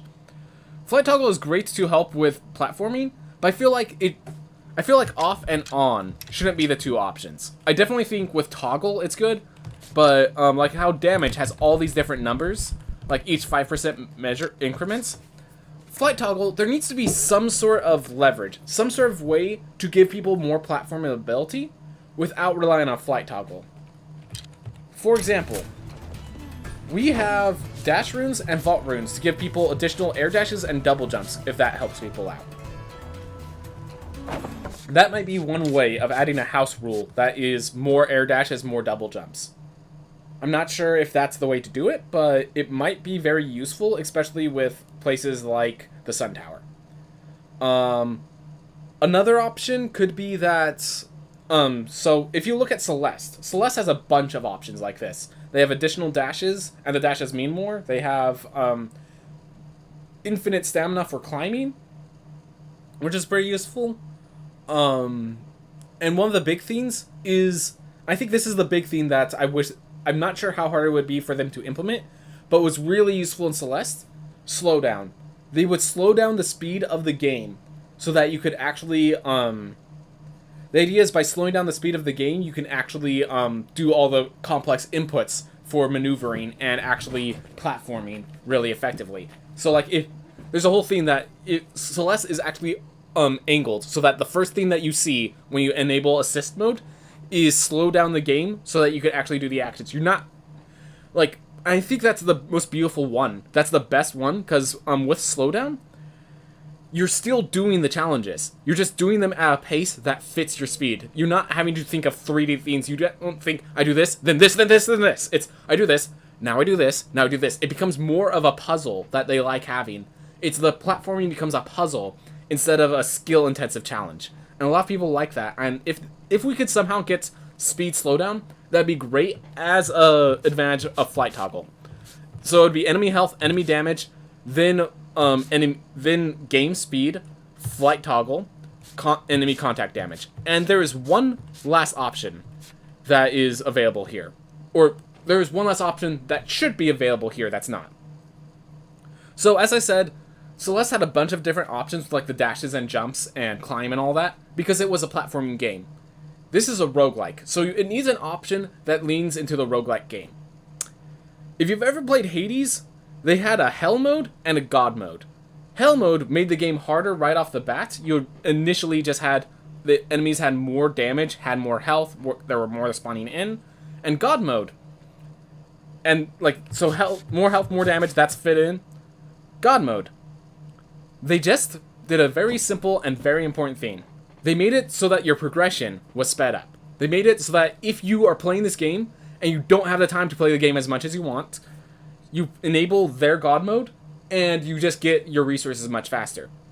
I would like to see gold gain. The way that I have plus 20% here, very easy to just say gold gain plus 0%, and then you just increase that up to 100%, up to 200%. Just allow people to gain gold at a rate so they're actually leveling up quickly. It already says right at the beginning that the RPG systems, that these systems are designed to allow players of all skill levels to reach the ending, but we strongly recommend the default settings for your first experience. I would love the very first option when you get down here, gold gain. 100%, you can increase it all the way to 200%. Whether they have it as just a base number, like next to the gold, where it's plus 20% there, or whether what they're doing, the better way to do it, I think, would be to increase the levels of the rooms, because each room level, the higher the room level is, the more gold that spawns, the better chests that appear, because that that allows them to actually not just scale gold, but also scale the equipment and have like an interesting scaling experience. But I'm not sure if that's going to be as clear as just having the number over there. But I definitely do believe that there needs to be one option that is just gold scaling. There has to be an option to make it so that people can just progress the game as they wish. And who knows, maybe that option is remove these costs right here, the labor costs. If they just remove this 1580 that's added to everything because I'm at a high enough level, if they just maybe just remove labor costs on would be the option.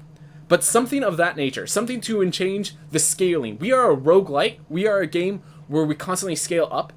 We need an option to change that scaling. If we're going to have house rules, that's the one thing that is involved the most. That is the most important to have a scaling option for.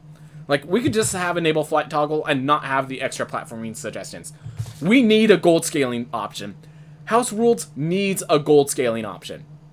I'm saying that multiple times because that is the one thing that I find the most important. I'm saying this, and just so people know, I'm saying this during the time where we're in beta patch.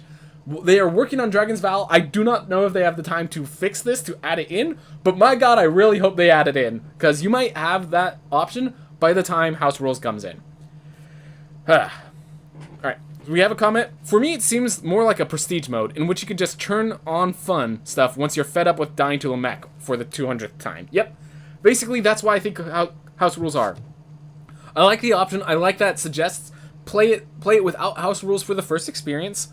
But then we have all these options to make the game more interesting, more dynamic, better for the experience that you want. And yeah, please get scaling in here. Please, God, get gold scaling in here. With that, I think I've said what I said. Feel free to like, comment, give your suggestions, what you think. But that is the explanation of House Rules. That's my suggestions for House Rules. That's what I would suggest. Thank you everyone for watching. Hope you have a wonderful day. Hope you enjoy the game. Hope this comes out much better than it already is. It's good. I will tell you right now, I've been playing with contact damage on, and the enemy health and enemy damage as it suggests. And it feels good. It feels like a different version of the game. It feels still challenging. I still died in there. It wasn't just a cakewalk. Definitely moved a lot faster, but it wasn't just a cakewalk, and I appreciate that. So yeah, this is not a bad system. Anyways, everyone, thank you so much for watching. I hope you understand now how House Rules work. I hope if you know whether or not you want to use them. And generally, I know it's going to make a better, more fun experience for most people. Anyways, everyone, thank you so much for watching. I hope you all have a wonderful day. Alright, that's the vid. Definitely repeated stuff a lot, but I want to make sure that what I'm saying is properly said. So with that, I think I'm just going to do some casual play with the game.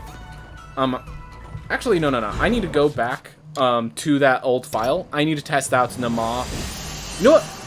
I might just do that video again after I've beaten Nama. After I've beaten Nama and Enoch and have seen... I could just imagine Mindful doing a 200% HP and damage level 1 speedrun. Yep, that sounds like it. That sounds like Mindful. We have an affordable item by the dock. Ooh, that's what I needed. Alright.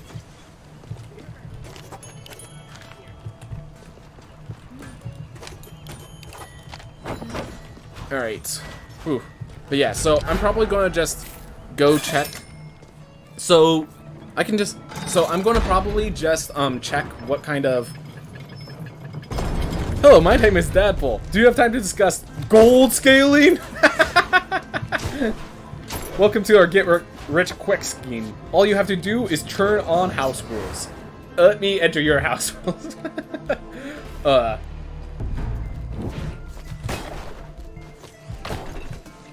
Lie.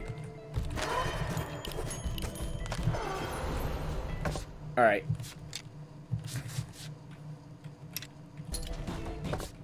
Alright, I actually need the map.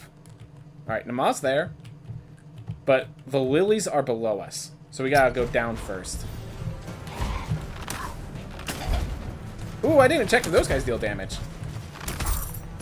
You know what? Because we're just experimenting with stuff, I'm going to bring everything down to 50.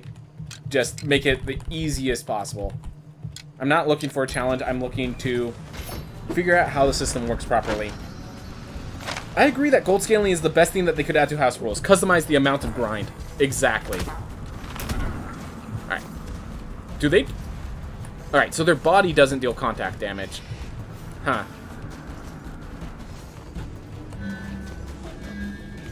I'm actually going to keep my health high.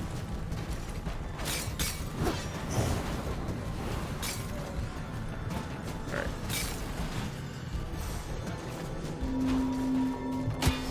That even reduced that damage. Wow. So we know warps are still broken. And scary.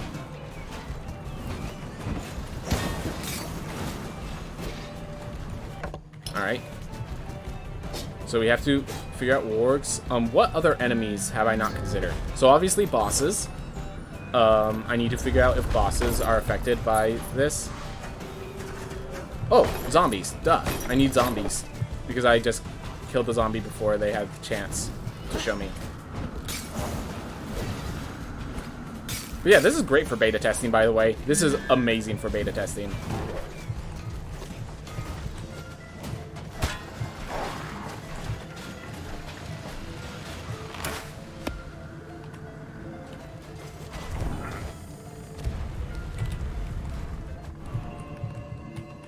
No dashing, you say?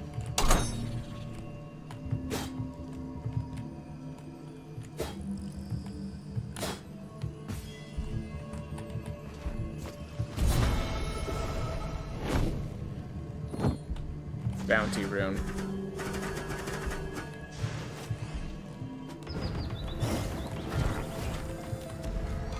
Wisps, they do nothing.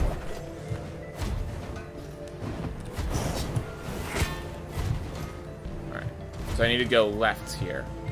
Looks like. I also need to run into another zombie.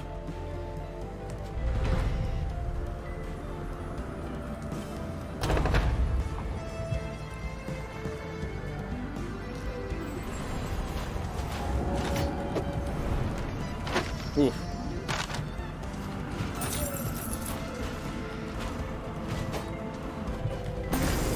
Yeah, in case anyone ever wonders if my videos are prepared, nope. At least not yet. Some of my videos are prepared, but a lot of them are just, I have an idea, and then I just say it on the spot. Alright. Alright, these also deal no damage. Risens deal zero, have no way of attacking. Risen's wisps and... Sorry, what was that last one called? Risen's wisps and blinks. Blinks, that's what they're called. Alright.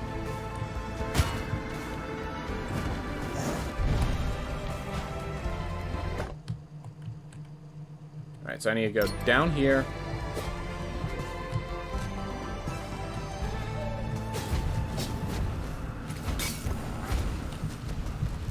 High peak professional gameplay right here.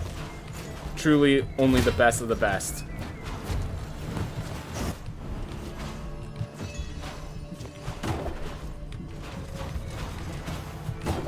Is that wild focus? Yes, Focus, in case you're wondering, is a member of my stream, as you... Yep.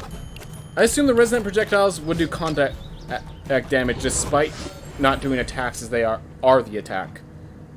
Resonant projectiles are not creatures. They are the projectile.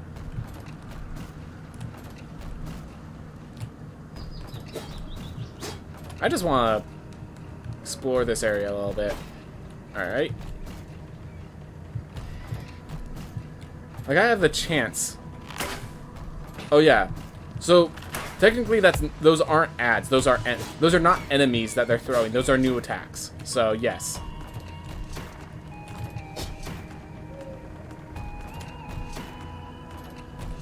You can't fly super far out of bounds or anything, can you? Not as far... it looks like anything out of bounds basically doesn't have much space for you. Yeah. So yeah, I'm gonna guess no. So I'm holding it up for a while, and then I'm gonna press it down, and I was right there off the edge of the screen.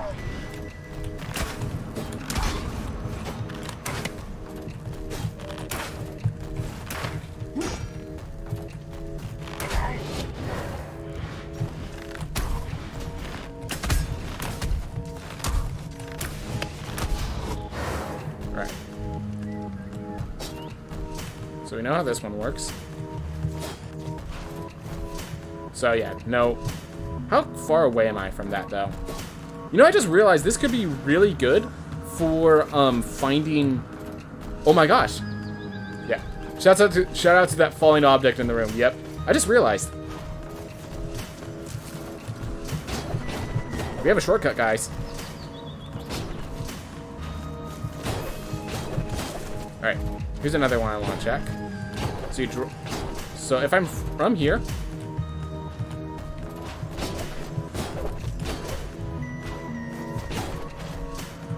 Nope.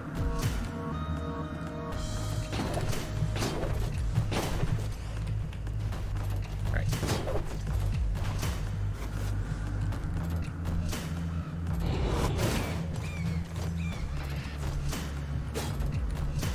Yeah.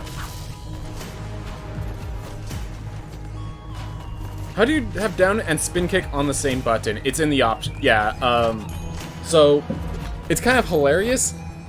I'm pretty sure the way it works does not... So here's how I did it. So in keyboard config, note that move up is listed as R, and move down is listed as left alt. So what I did is I put them as up and down, and then I also wrote up and down as down strike and use. And it just kind of allowed that. And then part of that also is that I enabled quick drop. I enabled toggle down, down plus jump equals kick. I didn't realize reload on use was an option I could take off. Thank goodness, that might actually make the gunslinger a lot more playable for this character. Alright, let's do what I need to. Let's just teleport over. But yeah, it was in the first game, and they got it working in this one recently, so... It wasn't viable before, and they say that it's impossible. They will tell you it's not a thing you could do in this game. They're wrong. They just don't realize it. Alright. Time to see if Nama deals any damage during the fight. Alright, there's the first attack. So, once she's spinning, that's an attack. Alright, yep. Whenever Nama casts a spell, it's damage. And of course these things deal damage because they're projectiles. Alright. We have our answer. I don't actually want to bother fighting Nama right now, but it's good to know that that's how Nama works. Oof. Oh, right. I need to actually get over there.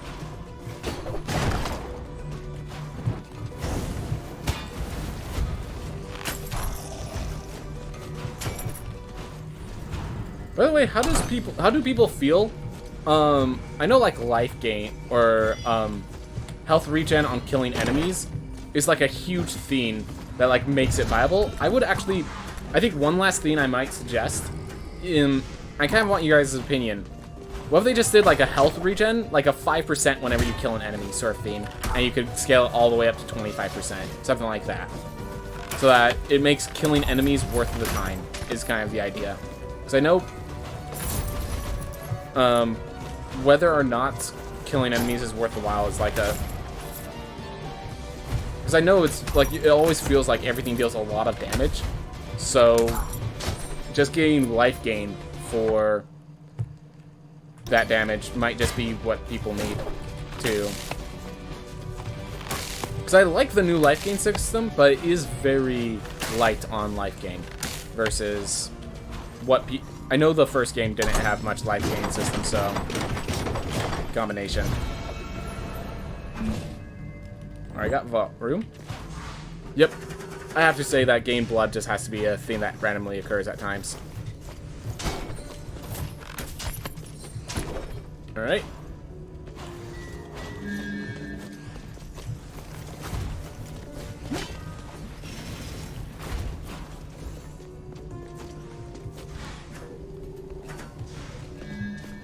Double circuits, not really usable because it just costs too much resolve. Alright, we can see the map again. That's good.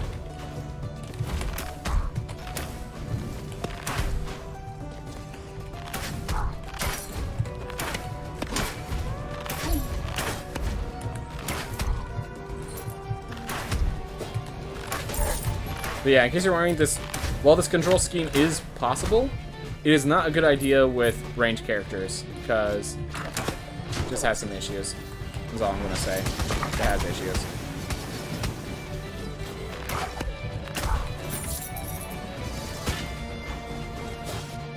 So little damage compared to what I'm used to. But of course, that's the point. Oof. That was foolish on my part. Let's see if this is an apple. Nope. Alright. On live, it was always worth it to kill an enemy I felt. I know that will change, though. But I also had max vitality with a ton of life still. Yeah, and that's the thing. I think for, like, newer players, like, the amount of vitality you need to start gaining more than 1 health per kill is pretty large. Like, you need, keep in mind, you need, I think, 40 vitality for, the life skill rune. Alright, so mimics deal contact damage. That's good to know. These things have to deal contact damage, right? Yep. Alright. Figuring it all out.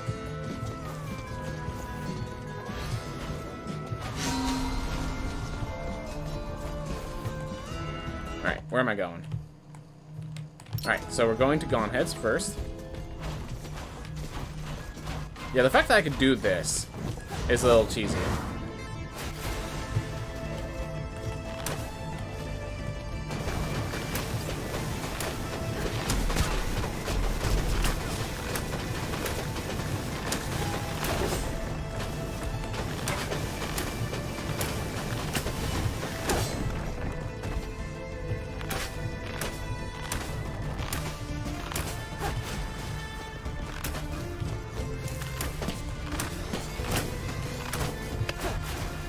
Ooh, good to know that blocks it.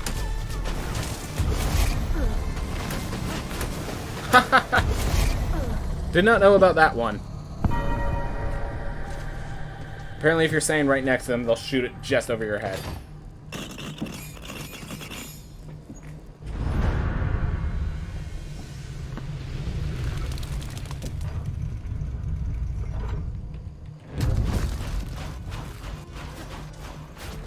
If nothing else, they make great debug options. Alright. Armor's over there. Heirloom is over there. So we're going way over to the right, it seems.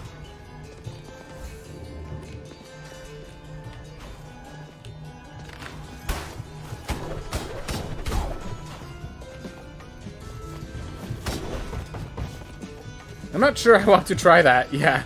No, it works. But that doesn't mean it's easy. Oh, I took the wrong rail. Whew.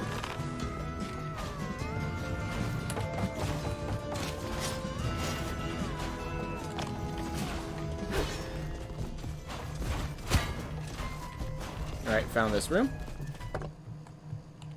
I'll head back up.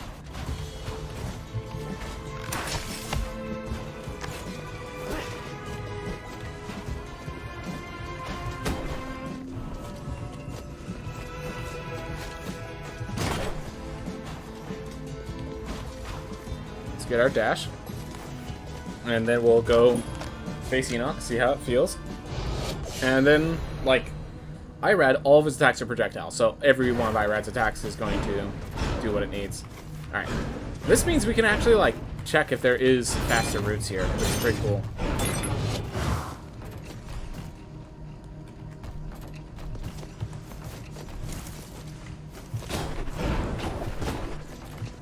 Alright, we found a... So with Archer, we have some faster routes, but I don't think it's with most classes. It's my issue.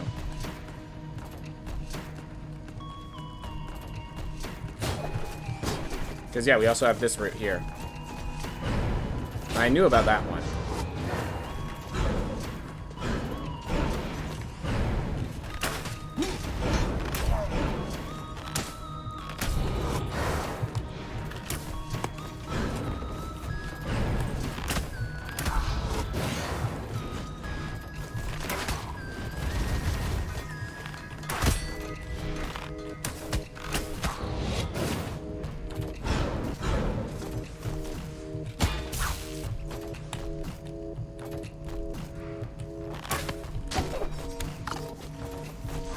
Alright.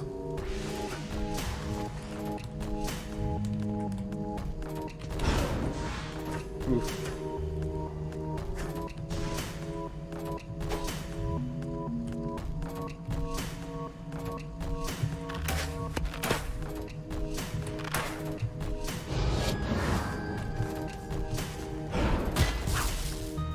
worth a shot.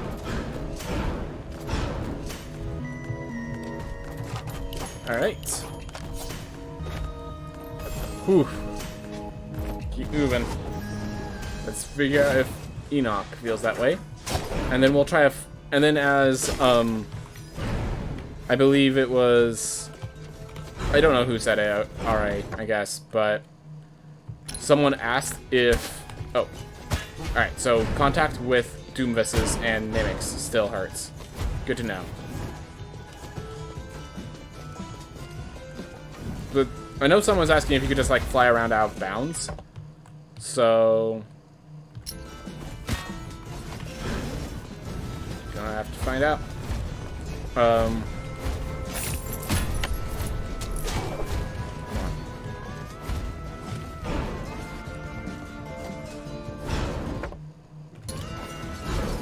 Ooh.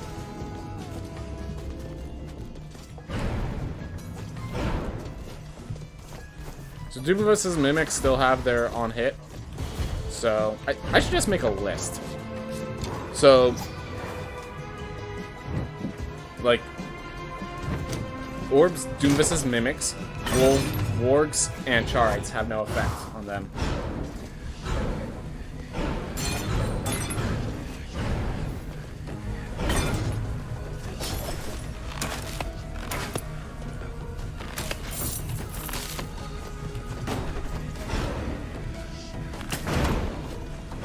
Ooh. I'm not sure if flight helps with this fight.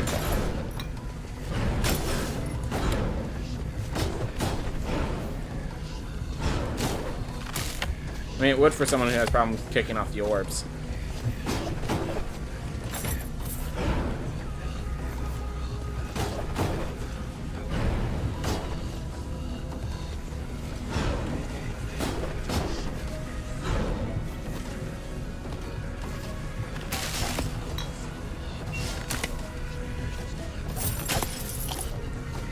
Hey, I'm getting good health now.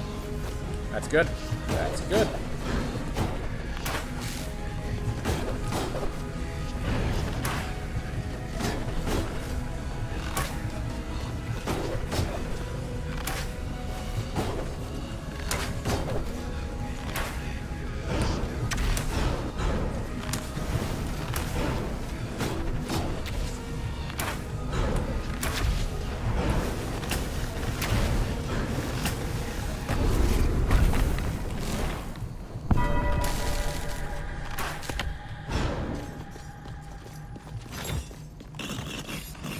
Alright, 1851.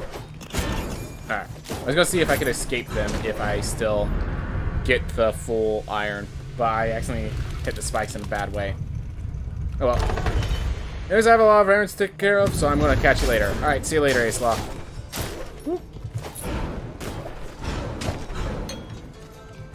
Alright, well, we're at full health. So let's see if Enoch works as we think it does.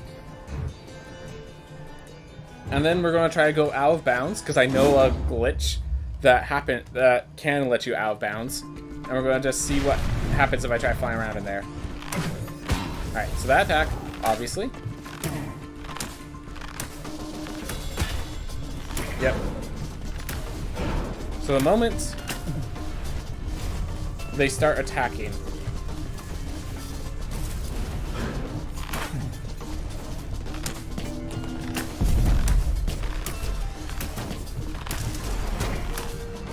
even this one? Yep, even that one.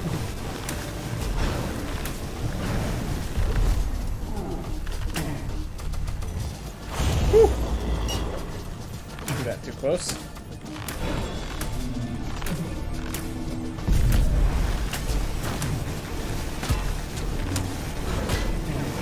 Oh my gosh. What is with Enoch? Sometimes Enoch just does all the damage to me. Even in this messed up easy version. Yeah, whenever they do an attack, basically, which they animate when they do attacks, so exactly.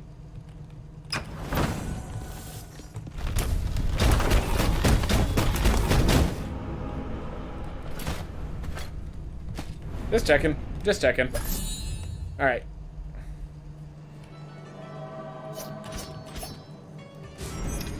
Now here's the big question. I just realized I never tried this with toggle flight, and I'm baffled by my own ignorance.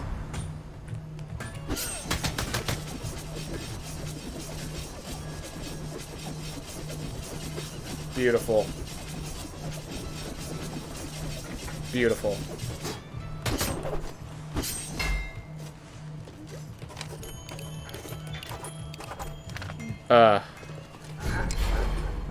My foolishness for not considering that sooner.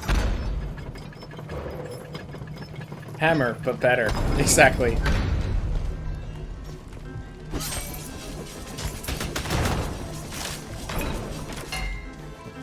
I cannot dash with this, but who needs the dash?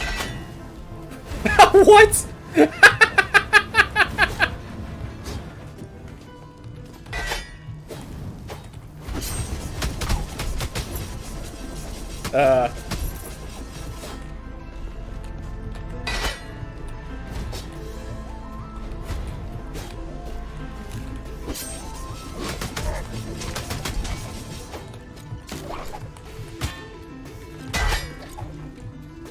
There we go. Da da da da da da da da da da da da. Yeah, definitely some weird glitches with Flight and the Barbarian, and some definite beauty as well.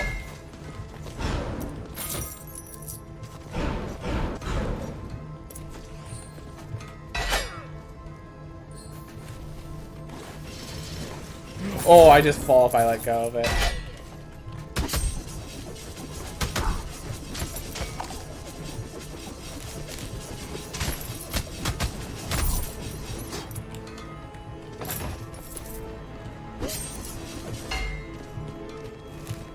So that axe doesn't have constant hitbox when you fly during the single swing?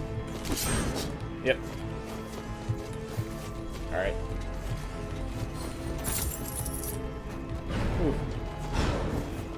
Just get some confirmation. I just want to get some more confirmation on Enoch, and then I'm going to, oh, duh, I think the Sun Tower theme takes priority.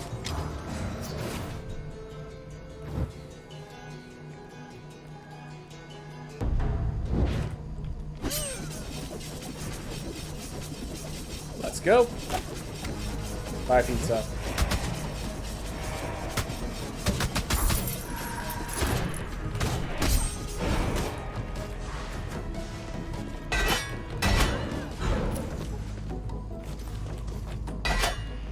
Okay, I'm actually stuck in this until I kick or dash. That's funny.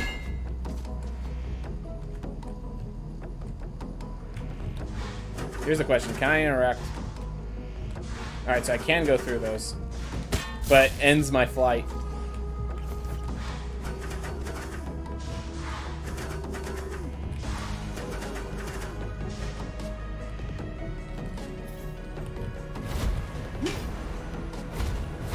Alright. No outbounds yet.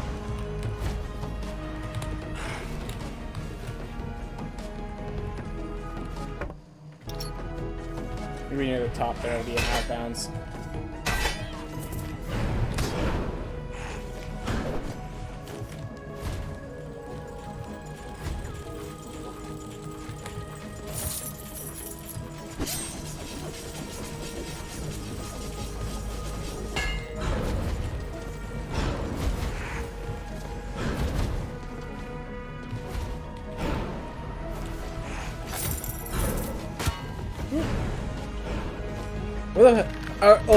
I'm using Angry Nerdbird. I'm testing out house rules right now. So yeah, I have right now the toggle and flight active. So we're just testing out some things. So like this causes infinite spin, and then also if you enable flight while doing a ground attack, you're stuck in ground attack animation. So we're just kind of messing around with all this.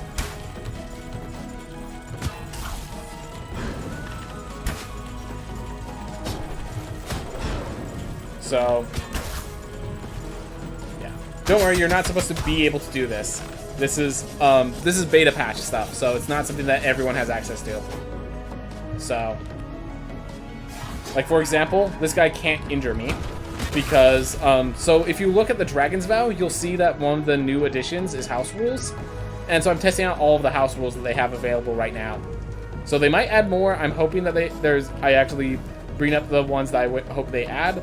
I'm planning to make a proper video on that, but alright.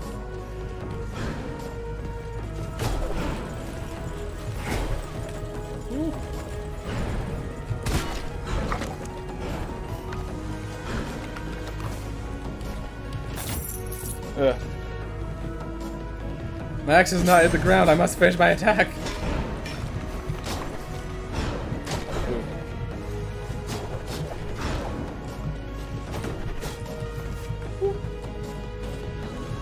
Doggle flight.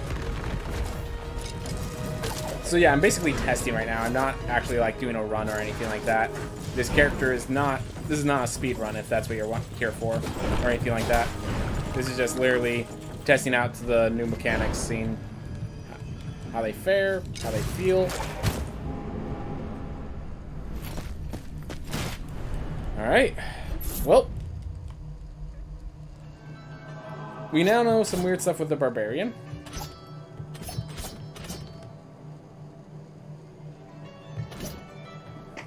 I don't think there's anything else for me to test out. If you guys could think of anything I might need to test out still, I'm willing to try it. But, let's see. Dragon Knight. See if I can charge while moving around. You want to try speedrunning without contact damage, right? Right. But I want to test everything first. I want to make sure I have the tests first before I do a no contact damage speedrun.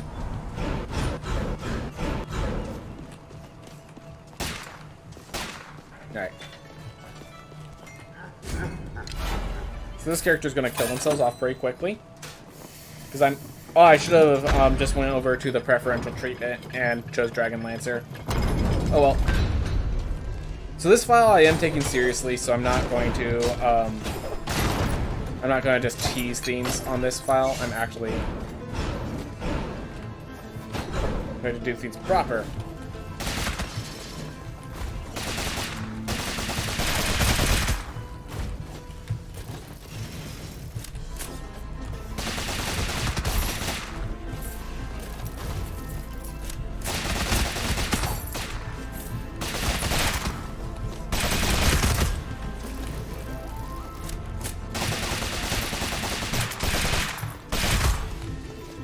Here.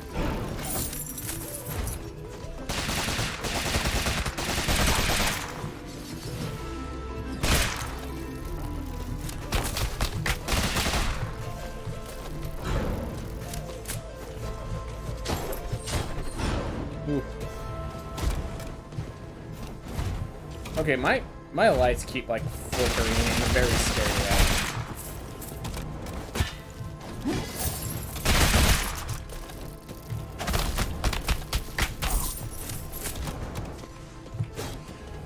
Ah. Dash while reloading is one of the new additions, yes. That's just going to be a flat addition. It has nothing to do with house rules. So, don't you worry about that one.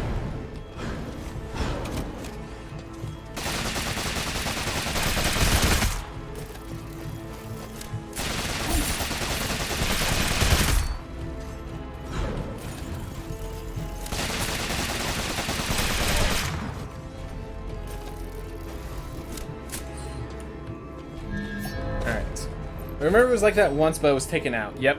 Because it was too powerful and they decided, look, the gunslinger needs something, because taking it away just made them too unreliable.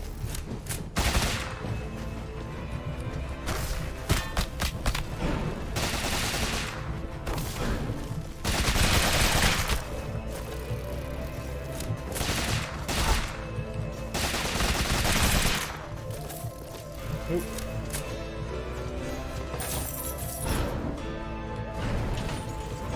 I should just go to a harder area. to get this character killed effectively.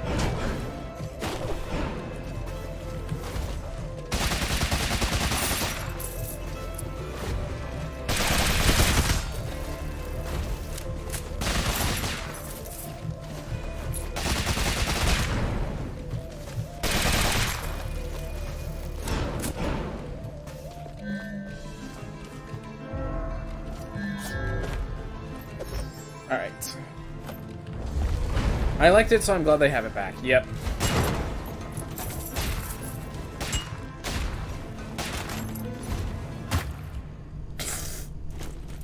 Alright.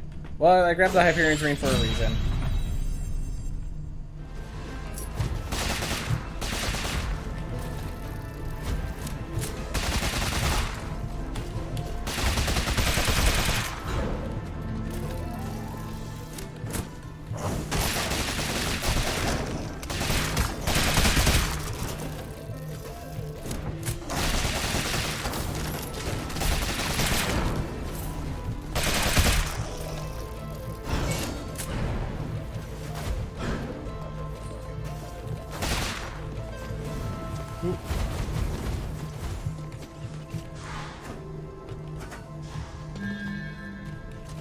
Ooh. And now we have no health. So we're now reliant on our...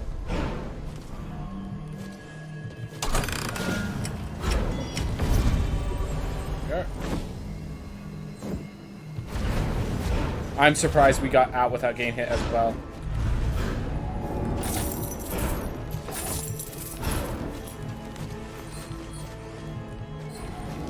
Yeah, let's just kill ourselves against Wilmette Prime. It's real fast.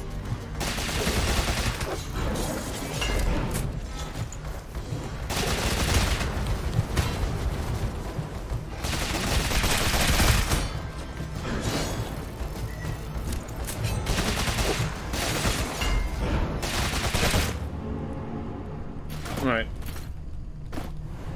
Knew that my crime would kill us quickly. Alright. Let's hope we run into Dragon Lancer! Exactly what I was looking for.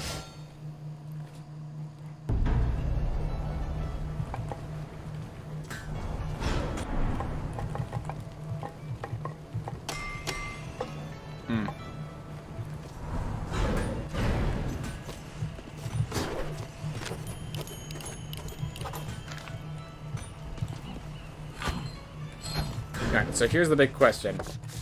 Put on house rules?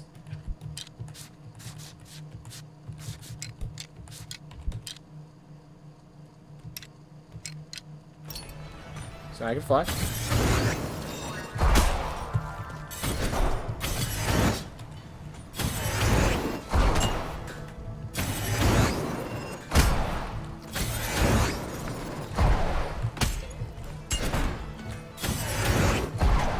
And you can even turn around while attacking.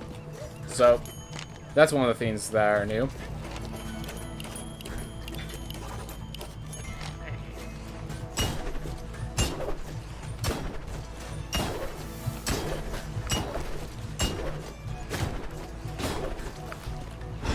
Alright.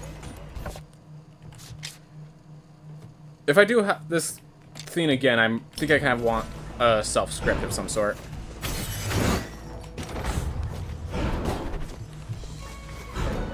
$950.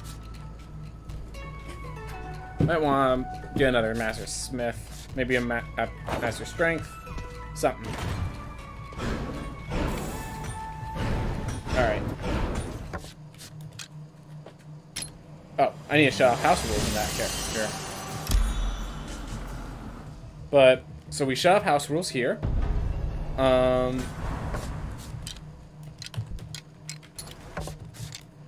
So yeah, let's just do a quick. I'll use slot 3. We're going to do just no contact damage, but increased health and damage speedrun. Just see what it feels like. So we use their recommended settings.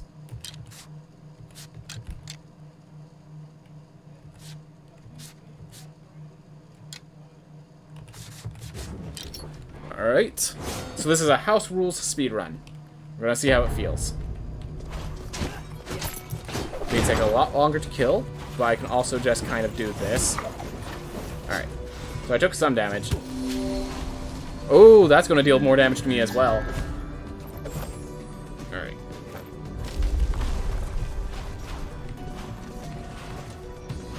With Amaterasu's Sun, I actually want to find a guy to give me a new spell, if possible. Alright, found book. That's good. Easy chest. It's going to change a lot of my numbers, I'm certain of that. And that's going to be awkward to adapt to. Whew. Alright. Let's see how each of these heirlooms change. So, I have a feeling, like, we route a lot of stuff around how much, like, precise damage we need to do to kill. So, having plus 50% health is going to make that not exactly work. The only reason it's still working, as far as I can tell, is because I have Amaterasu's Sun. It's still not even technically working. It's just the adaptation of Amaterasu's is enough. Here. And now we have full mana, so I can, because these ones usually take 2 fireballs, now it's going to take 3. Alright. Well, couldn't even throw a third.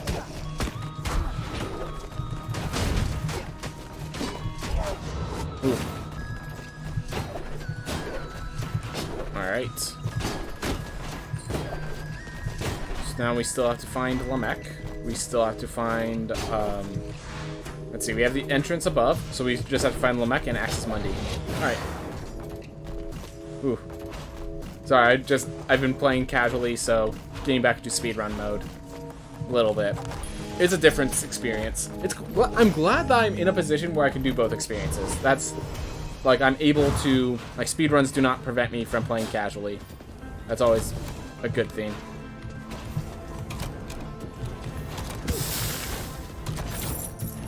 Or at least pseudo-casually, you know?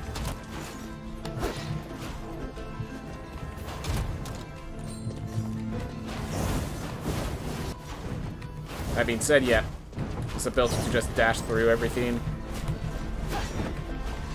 A little much. A little much. Like, literally the 150 health is, like, the thing that would be balancing this out.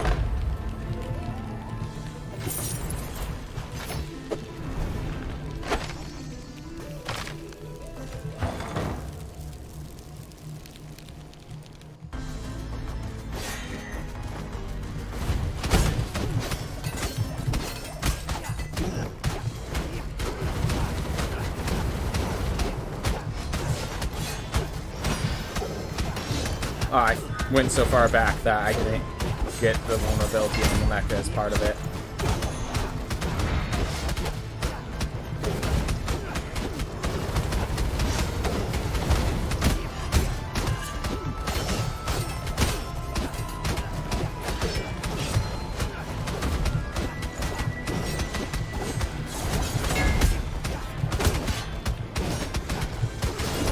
Foolishness on my part.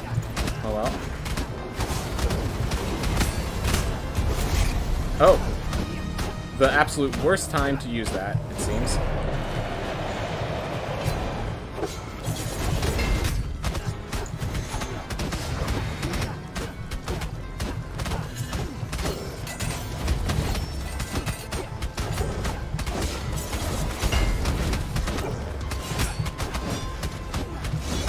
Yeah, it's like I can't adapt my routine to work with this.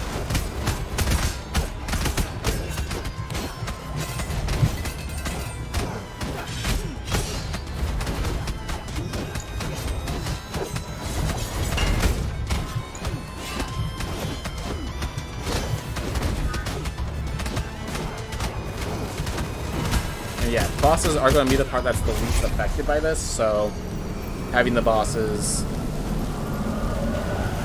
Do you think empathies might be optimal when bosses... That's a good point. Yeah, if bosses have plus 50% HP, there are a lot of empathies that become viable. Lamek? No. Nama? I think so. Yeah, so it's always a question of, is there a teleport nearby the empathy? Like, it's not worth, like, backtracking for any of the empathies that are in special areas, but Namaz is definitely worthwhile, as well as IRADs with that.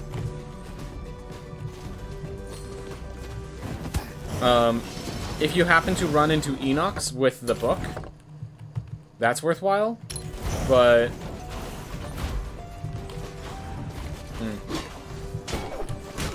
Funny.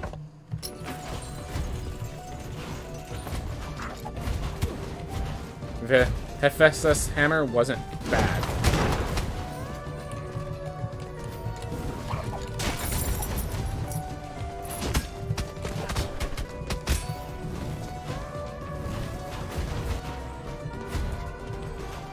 Alright.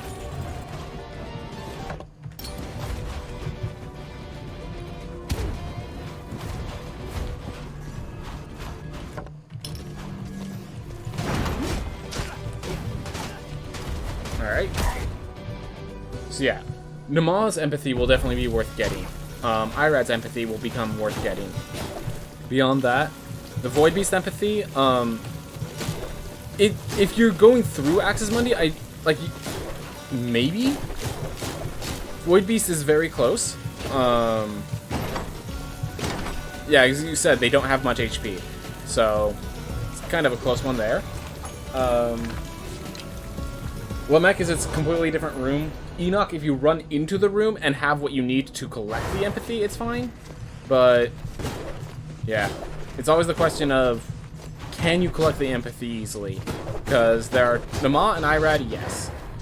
Void Beast Spareth?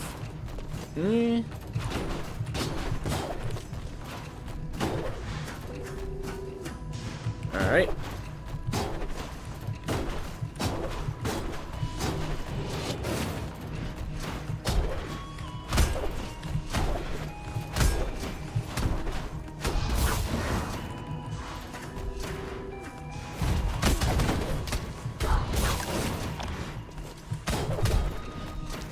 Oh yeah, and Wisps have deals 0 damage to you, so that's always funny.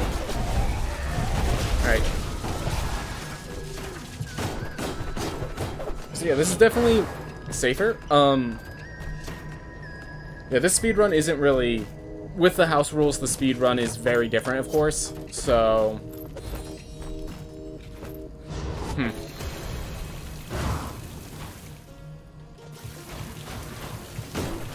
Like, yeah, I will say the one issue with the house rules, with the enemy contact damage, is that it allows you to just run through enemies. The thing is, most people will not be running through enemies. That's mostly just a speedrunner thing. A lot of people like to fight every enemy they see. It's just like, it's natural to do so for them.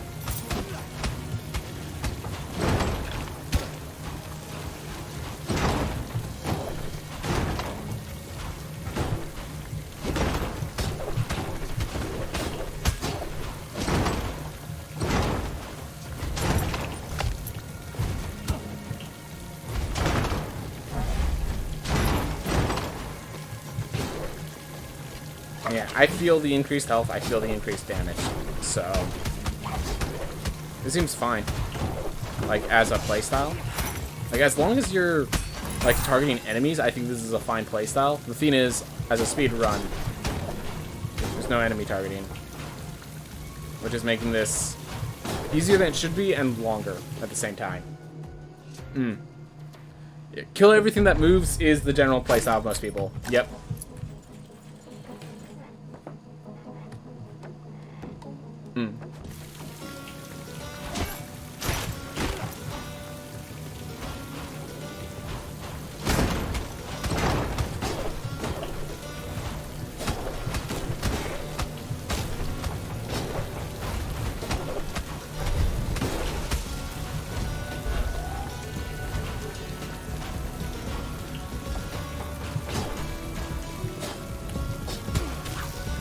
Doors still the status of... Oh, yeah, I guess so.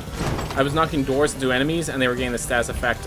They were getting the fire status effect because of my Amaterasu's son. So yeah, I guess so.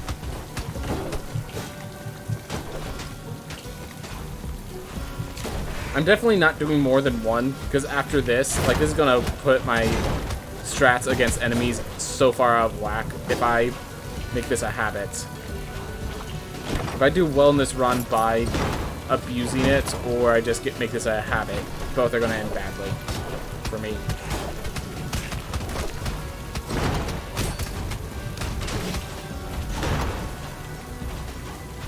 Alright.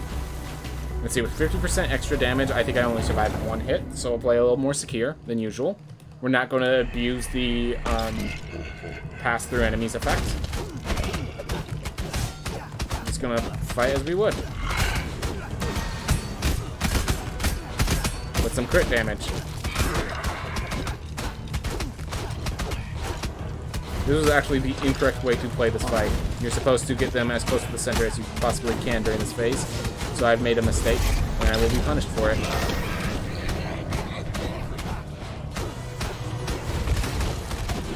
Or not. Immediately unpunished. Quite nearly.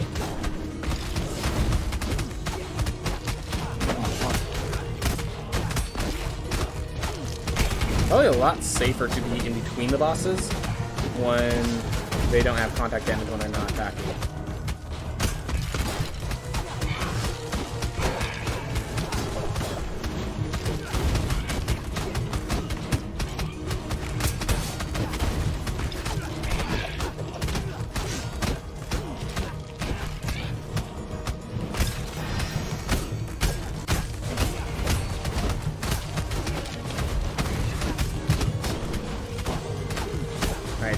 This is death in one hit given the extra damage output.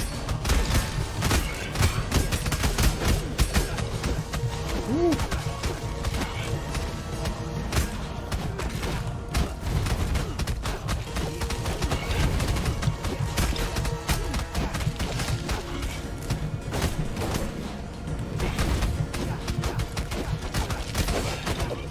And yeah, the greater health pulls are definitely, I'm really feeling it. Shulk Super Smash Bros.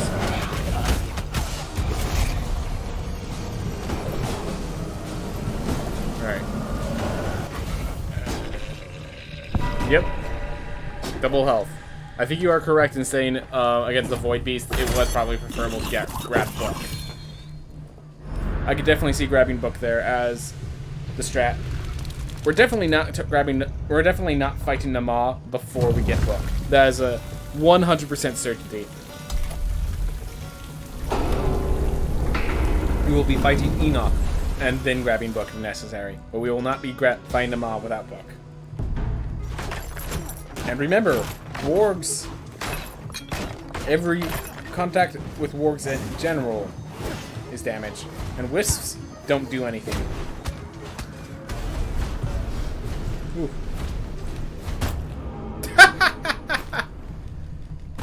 Oh well. I mean, I ride without... Oh, because of the bonus health.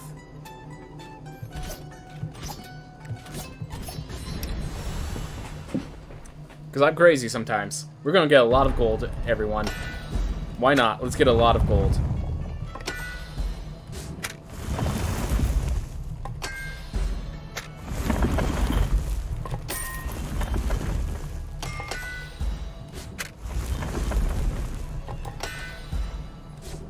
Yes, let's go make them a mage. Maybe I'll get Wind Wall, and then everything comes up perfectly. Alright, free strike, close enough.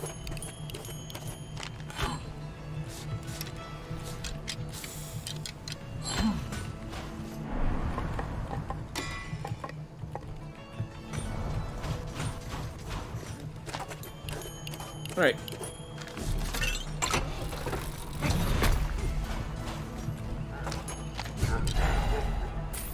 So now we're just going to gain a lot of gold with this speedrun, because, yeah, we probably need to scale more because the amount of additional damage that needs to be dealt. Like, that actually makes sense to me. Whether or not that's correct.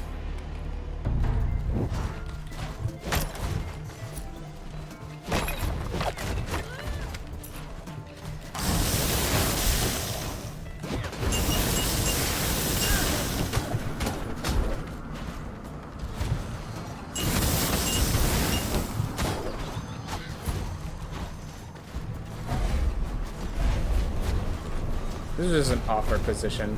As you see, I have everything I need to get around it.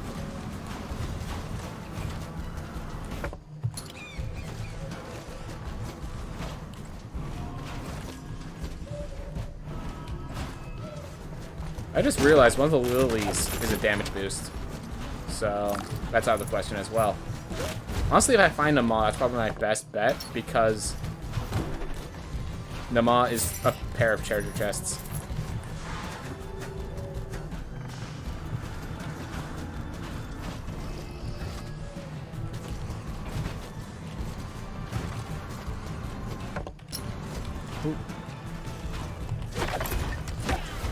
Maybe you want to explore the Sun Tower? I actually cannot explore the Sun Tower because I do not have Void Dash yet.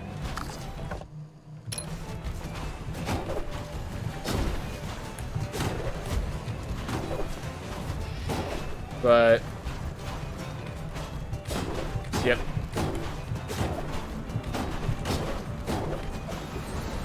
Alright.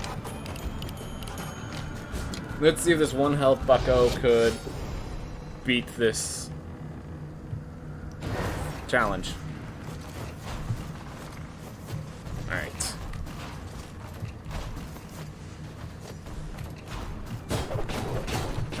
Us No Jesus was a mistake. But I love it. It's a beautiful mistake.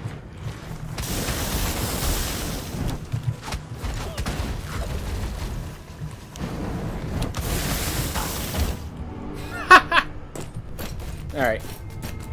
My fault. I took a reckless decision, and we're getting punished for my recklessness. Alright. Of these, one is playable.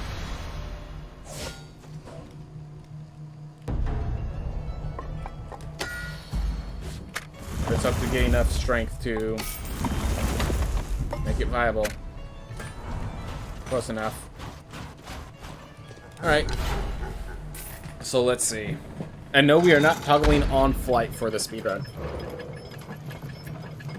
House rules are fun, but we're not going that far.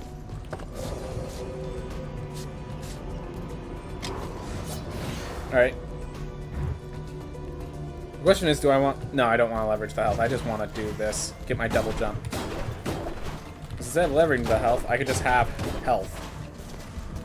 I have versatility to not get damaged. Ooh. If you freeze it... okay, so if you freeze an enemy mid-attack, even when you don't have that theme toggled on, it doesn't deal damage. So, chances are it won't deal damage. Not until you defreeze it, so...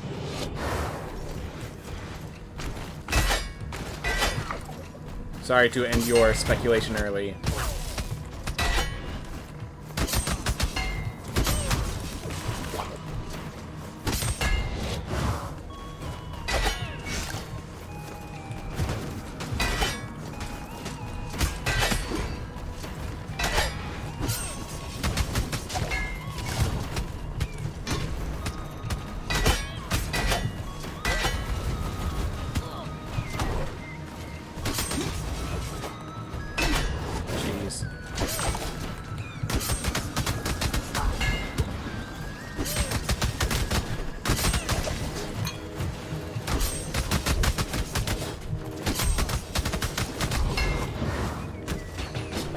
Well, low on health. Means deal damage. Alright. Whew. Just because I realize how much health enemies have, I actually have some tension here. Can I do, like... I think my answer is this might be one of those... like, I definitely feel like the run's going to be longer because of this. Because the 150 health is that significant.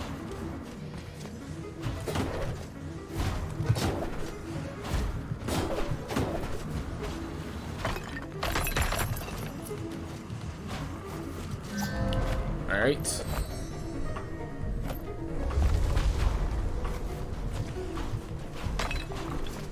Alright, found a maw. Are you saying I was one room from facing the maw and gained all of this, like 4 times the amount of gold there? I was one room from finding the maw.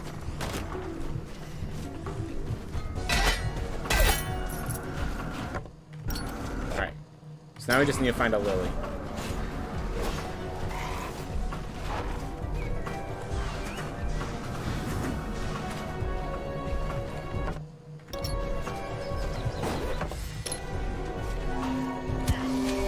So I took that damage because I'm going to be grabbing the... I know I'm going to be grabbing the Void Dash before I do anything else significant here. So... Ooh. Alright.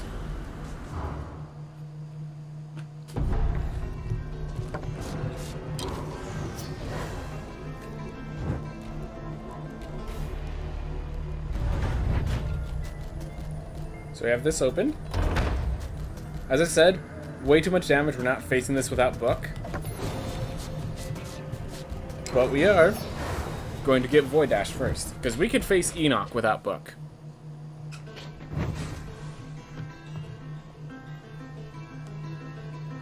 That being said, with the plus 20% damage increase, no, I think I get 2 shots still. Oh, right.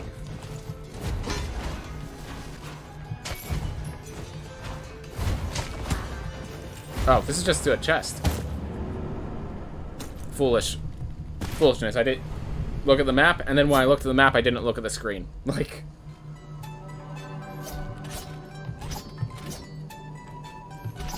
Well, this is not helping my story.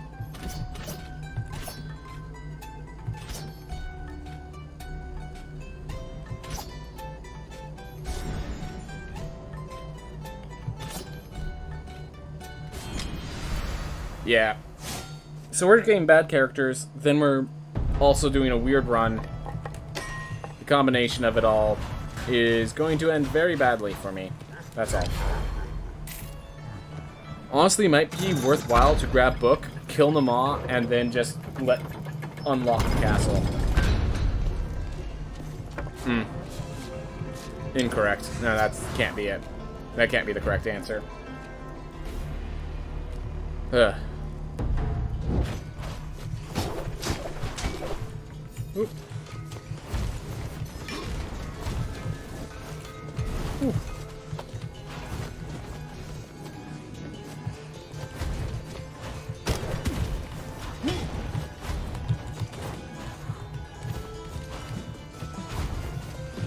I just realized I don't have Free Strike.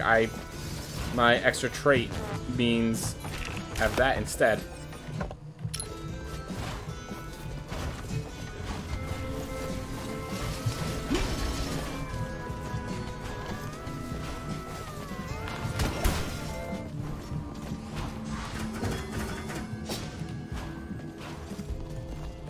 Yeah, I'm not facing them right now.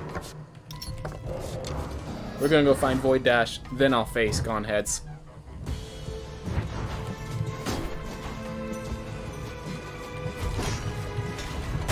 Oh. Hello. Didn't see you there.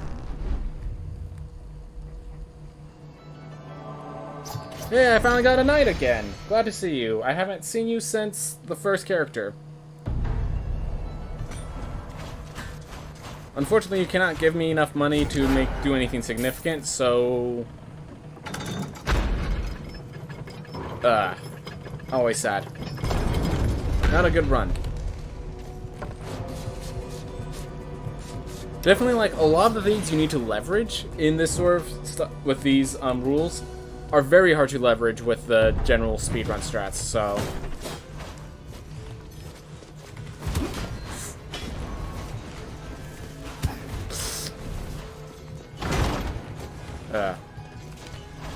So a mistake followed by stupid mistake. Oh, there's a chest. Saw it that time.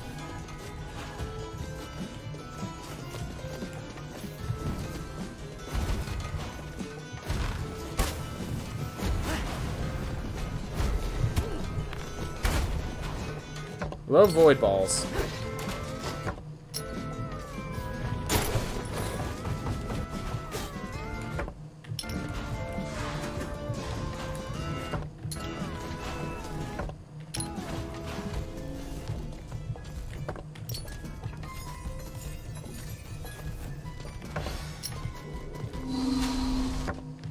Alright, found Murmur. That's good.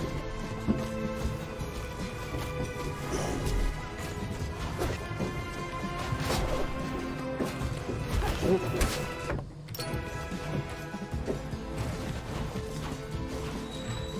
Awesome. So now we find Enoch, and we have our character complete. Alright.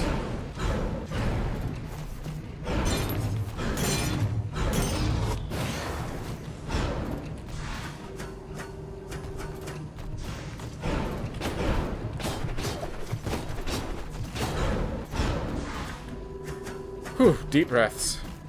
Finish it off. Finish it strong.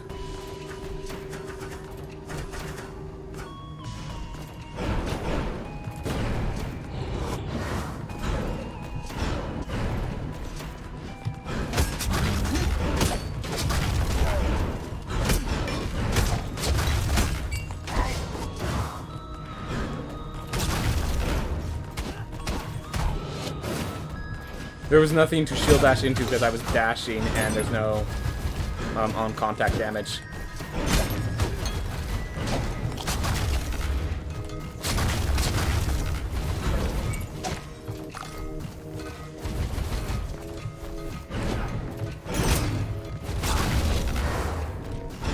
Alright.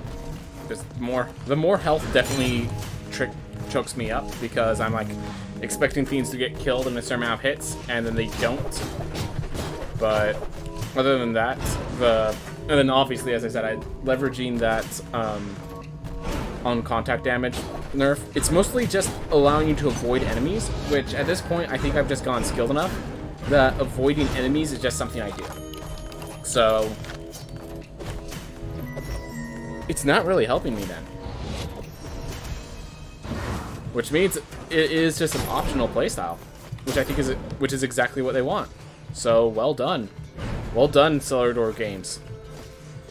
This seems to feel exactly like you want it to feel. This is an optional playstyle.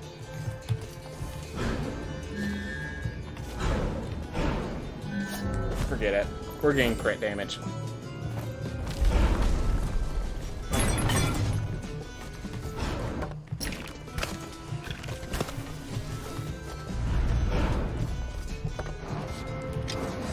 Alright.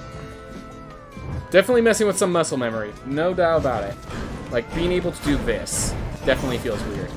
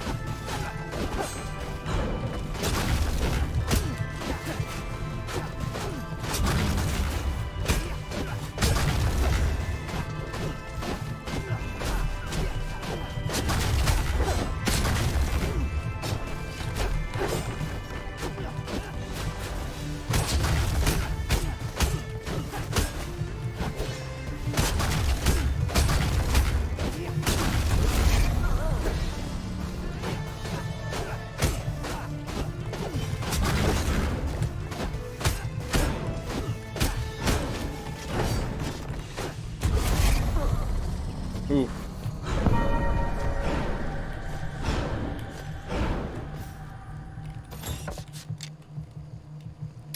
Alright. Continue the legacy. I cannot imagine the health fiends have if it was 5 burns, New game plus 10 on top of all this. Yeah. I mean, I can imagine it. It'd be twice as much as the already absurd amount of health they'd have. So however annoying they would be, double it.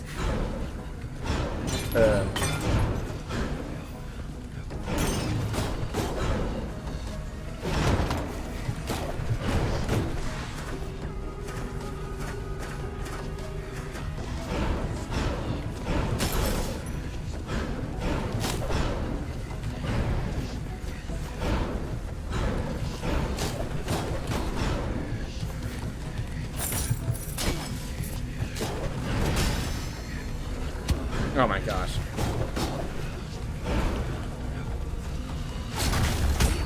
Yeah, I'm thinking he two-shots me. Yep.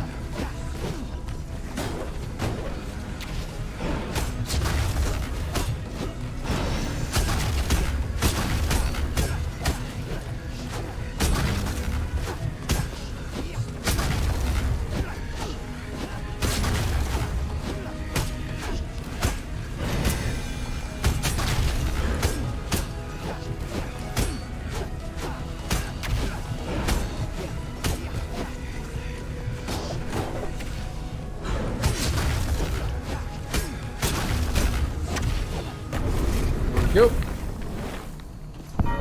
Be 56 times the amount of health. Sounds something like that.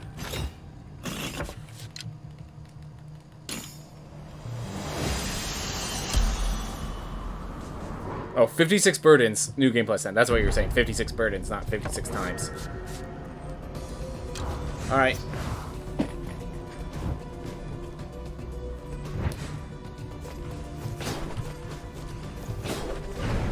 Let's go kill them off.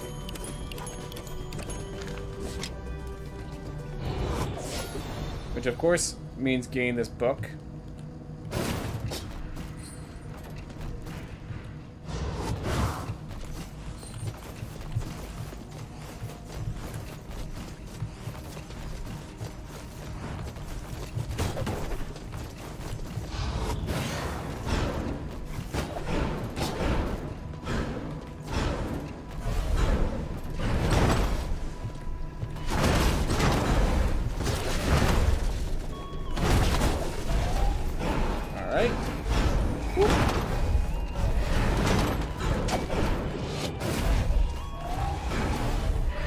Oh man. Yep, so some of these stuff we do with numbers, and those numbers aren't going to work. So we just let them bounce around, I guess.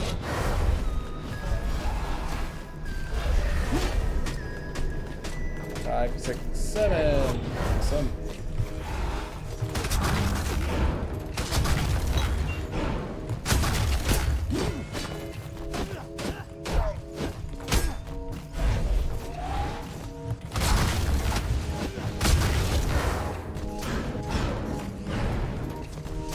Go. So next I'm gonna, I think I'm gonna kill Nama before Enoch.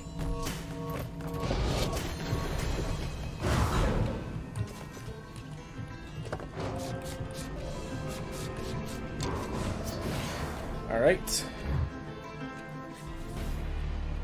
Oh, that means I'm killing him off first.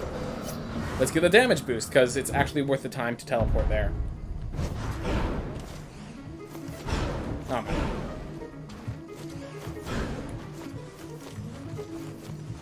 Alright.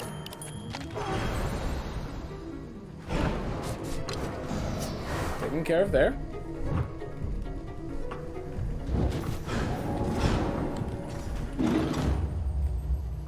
Now we have Enoch, we have Irad. Yeah, we have all our heirlooms though.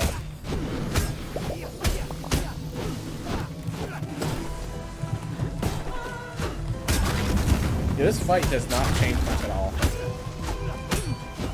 Other than its length, really.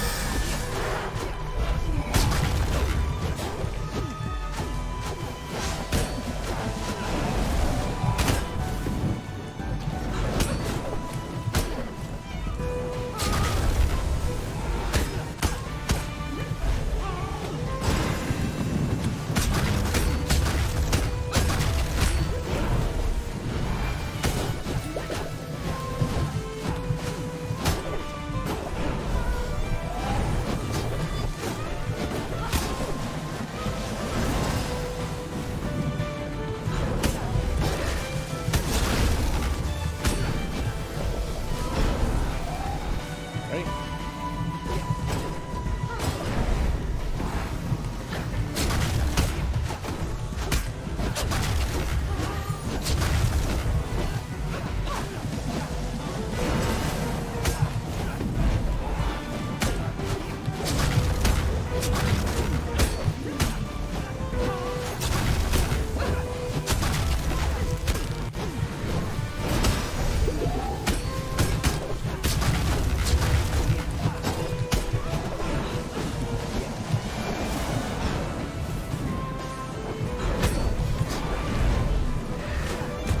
Go.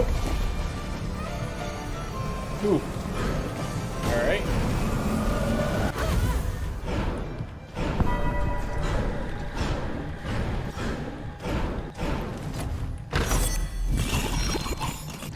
Probably not going to get enough gold for any upgrades.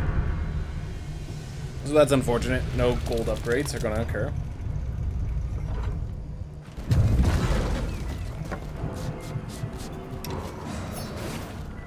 And given that my characters are probably not going to get any stronger, it's probably best I just actually fight these bosses now. I'm going to get one shot here. It's funny that you had longer fights against her with the base HP settings. Really? I would not know how long it takes me to fight, just that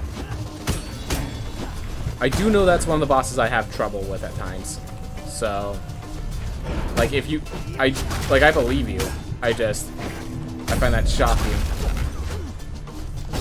Well, this character does have double crits, and if you're talking about in old patches, definitely, because in old patches she was definitely more durable, more threatening.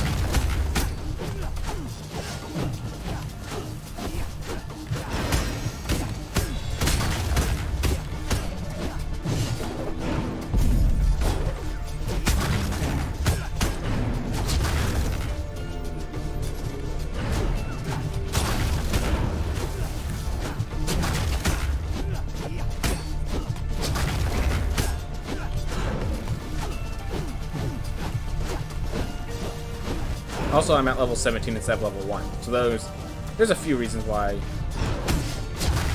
the fight would be longer.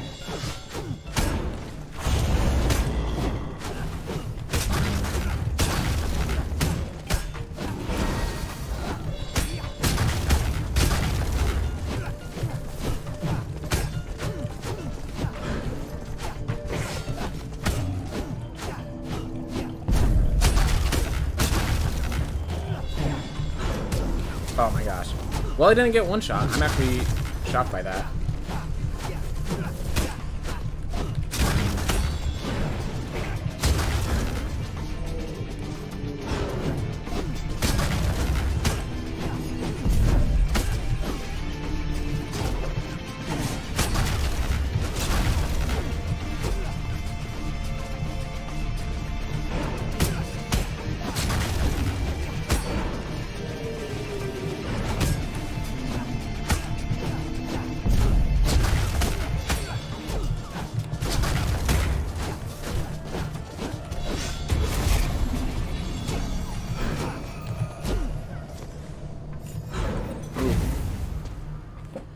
Dread duelist against her once. That was an example of a time where the music got to loop. Ah, you were paying attention to the looping effect.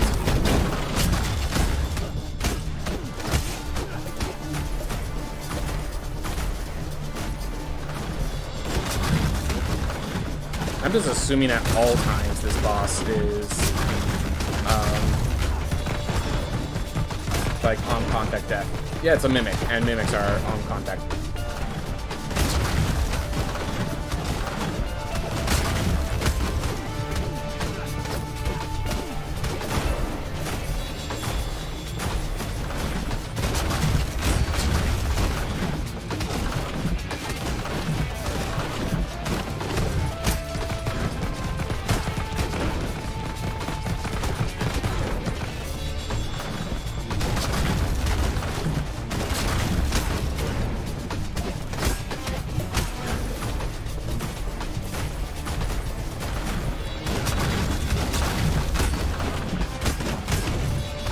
You're wondering the reason I'm not shield bashing there is because I'm not certain that's on contact.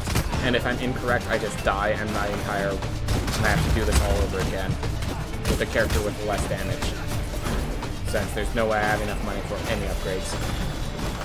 Like, maybe a health upgrade, because they're the cheapest. So I'm just not making a mistake.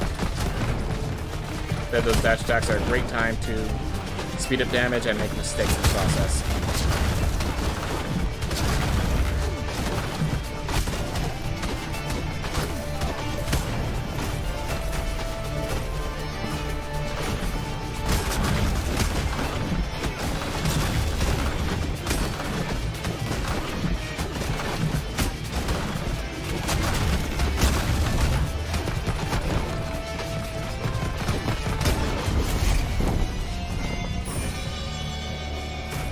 Go. And yes, duelist against her once. The first time I used duelist against her was definitely several patches ago, so at least one patch ago. Alright. Well, unfortunately, I do not have the mana to go into grab the damage boost, but... Or maybe I do. Great, I have enough mana to get the damage boost.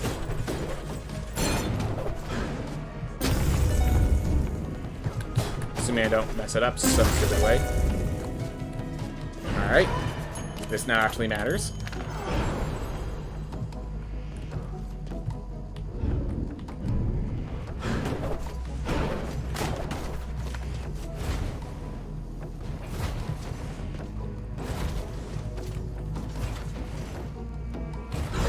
Doing that because I do not want to deal with that poison. I'd rather take the risk of waiting out longer than...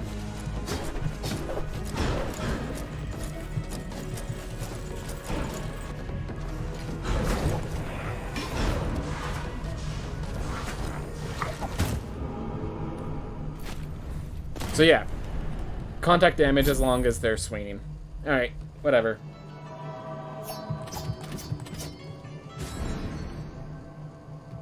Let's get the barbarian up the tower. And then from there, we just have our long drawn-out fight. Spend the mana to get a bit more resolve. Or spend the gold to get a bit more resolve when the time comes. Alright. So that gave us 25% more resolve, which I think is definitely worth.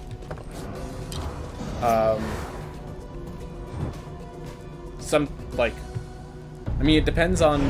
If this is the character that does it, definitely worth, because if I find any. But... Otherwise...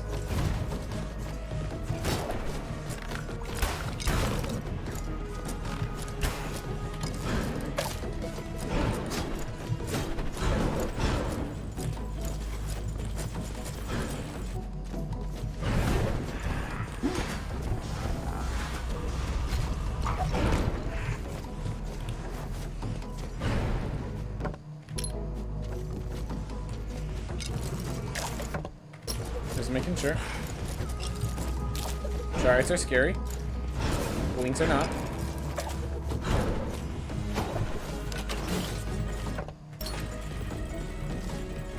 Alright, so the door apparently is here. Ew. So here's the thing, this is the only door. So that means this entire route, like I have to go back down here. And then back down through here. Which this is terrifying in its own right. And then I have to go left, like...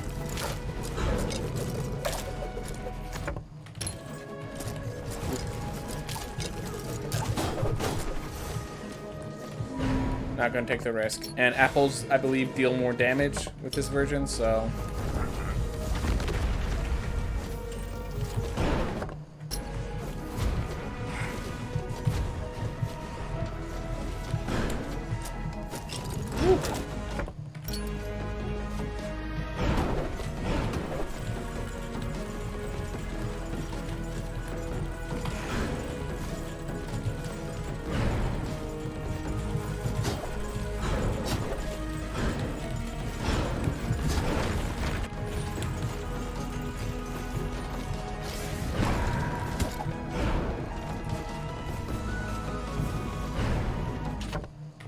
Alright, there we are. Yeah, the layout trolled me pretty hard. You're right. No point in popping open the chests. Alright, well, we got to the top. That's what the barbarian needed to do. Let's see how this boss feels.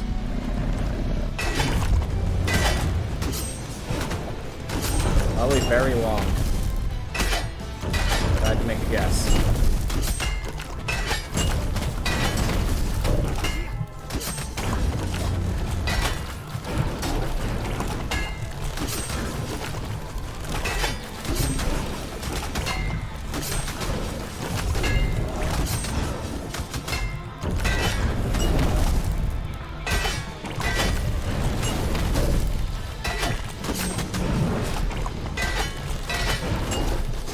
Oh.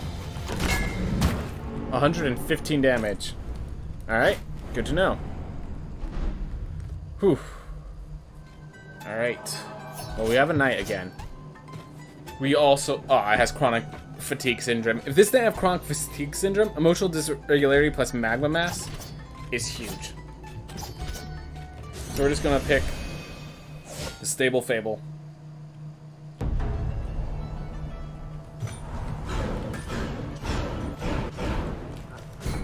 Alright. And we are out of water. Good to know. Good to know.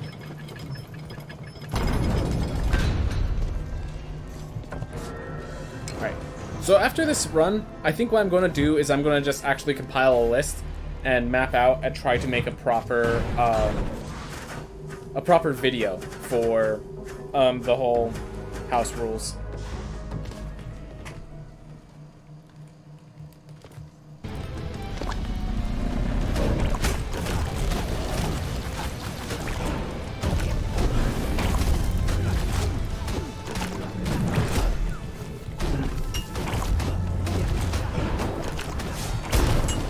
Oh no.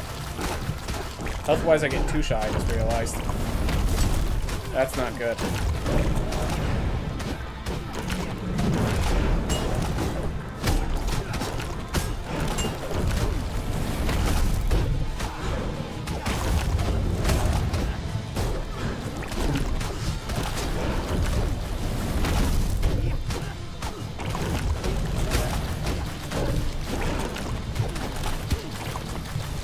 Well, that wasn't good either.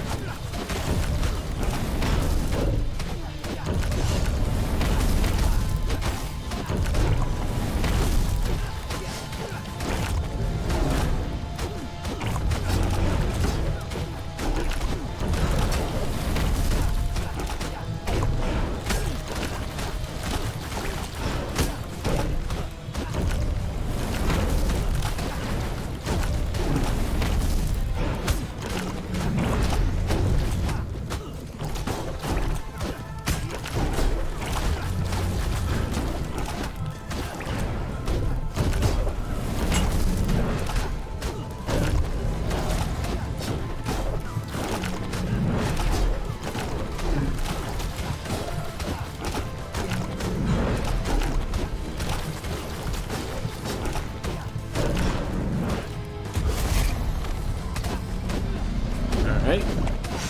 Well, let's see if I can do this perfect.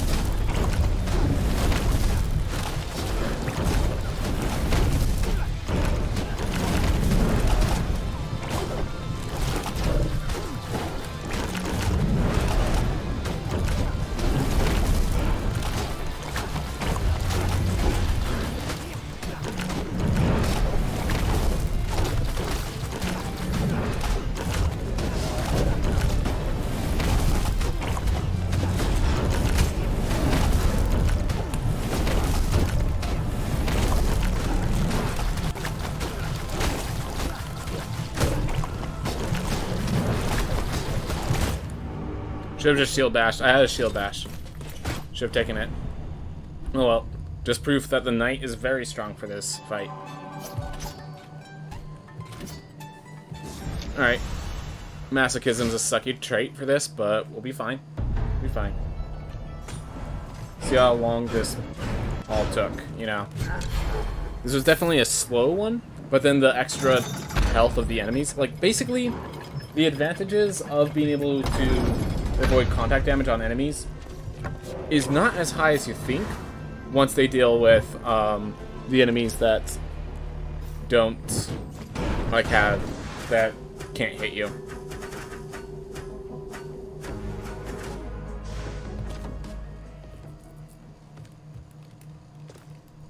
You know, what I think I'm going to do is I'm not going to talk about that at all.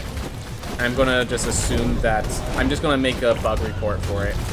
And I'll talk about the ones that are completely immune. And then I'll make a bug report for the ones that are, like, that don't touch you. So that way the thing stays up to date after they fix it. Because I'm assuming they're going to fix it if I tell them, hey, wisps can't even hurt you with the effect.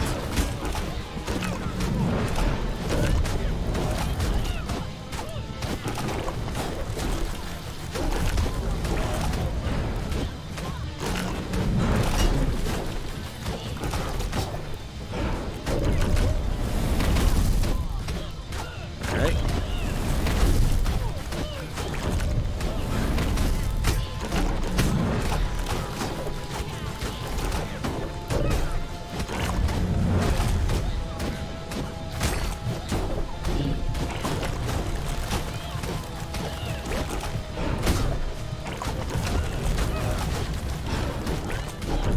Took damage there, but I dash lasted just barely on.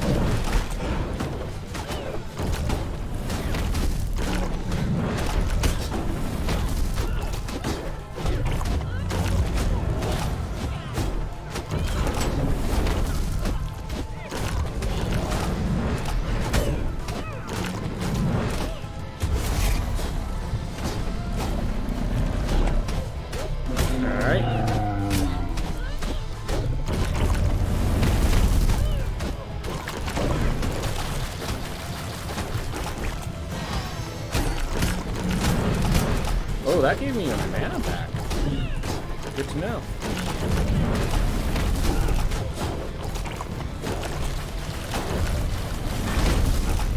Oh, no contact damage messing up my timing. Oh, that's bad.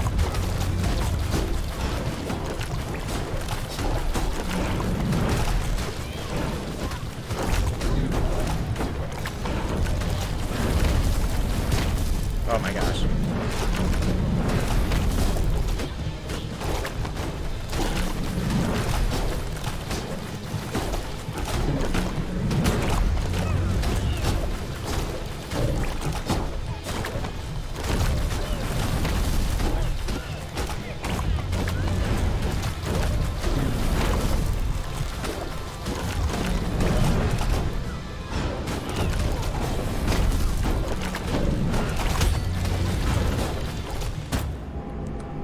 Well,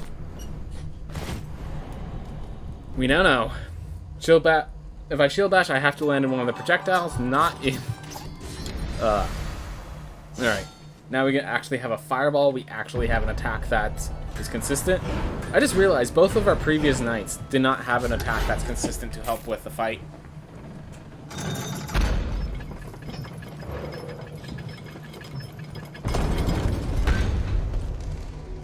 Didn't even think about that. Shockwave has a 5-second cooldown and isn't much damage. The other one had Masochism and therefore couldn't use their spells too often. So now this is actually the first knight that has magic to help with its damage output. And given that we went for more magic build at the start, I think that's going to matter.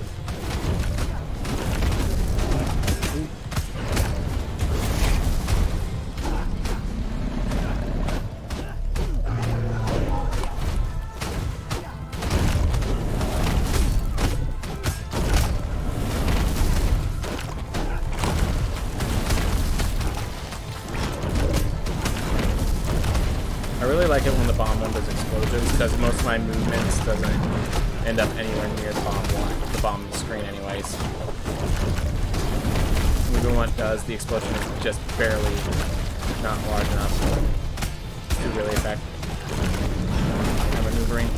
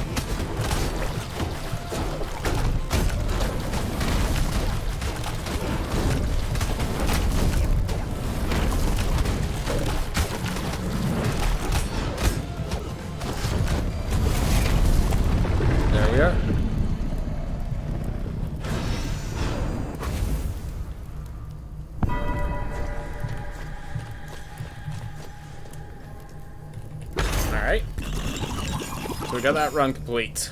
Whew. Enoch taken care of. World complete using these weird old house worlds.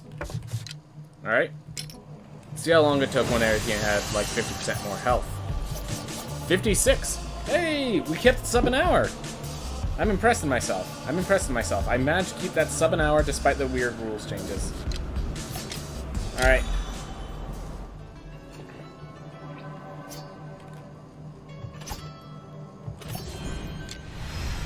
So yeah, I think... So let's make up all our videos of things we need to note. So. Ooh, we need to start by buying Lady Quinn.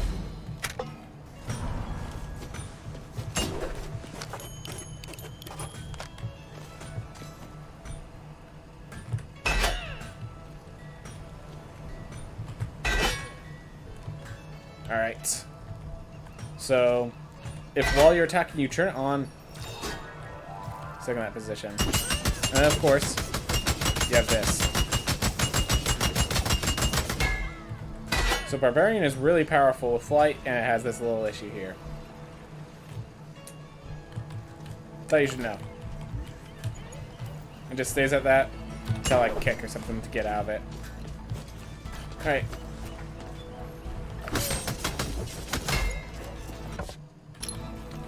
That's one. And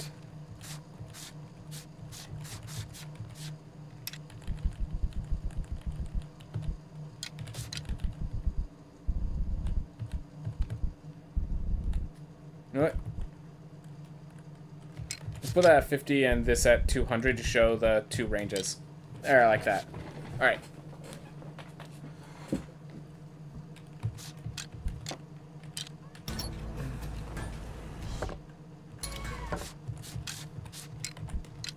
Yeah, I'm not going to worry about talking about the difficulty range display thing. But I think I'm going to do another video just to try to make it more clean on house rules. I have now visual evidence of the little bugs. I can just tell them about the enemies that don't work. That sort of stuff. So yeah.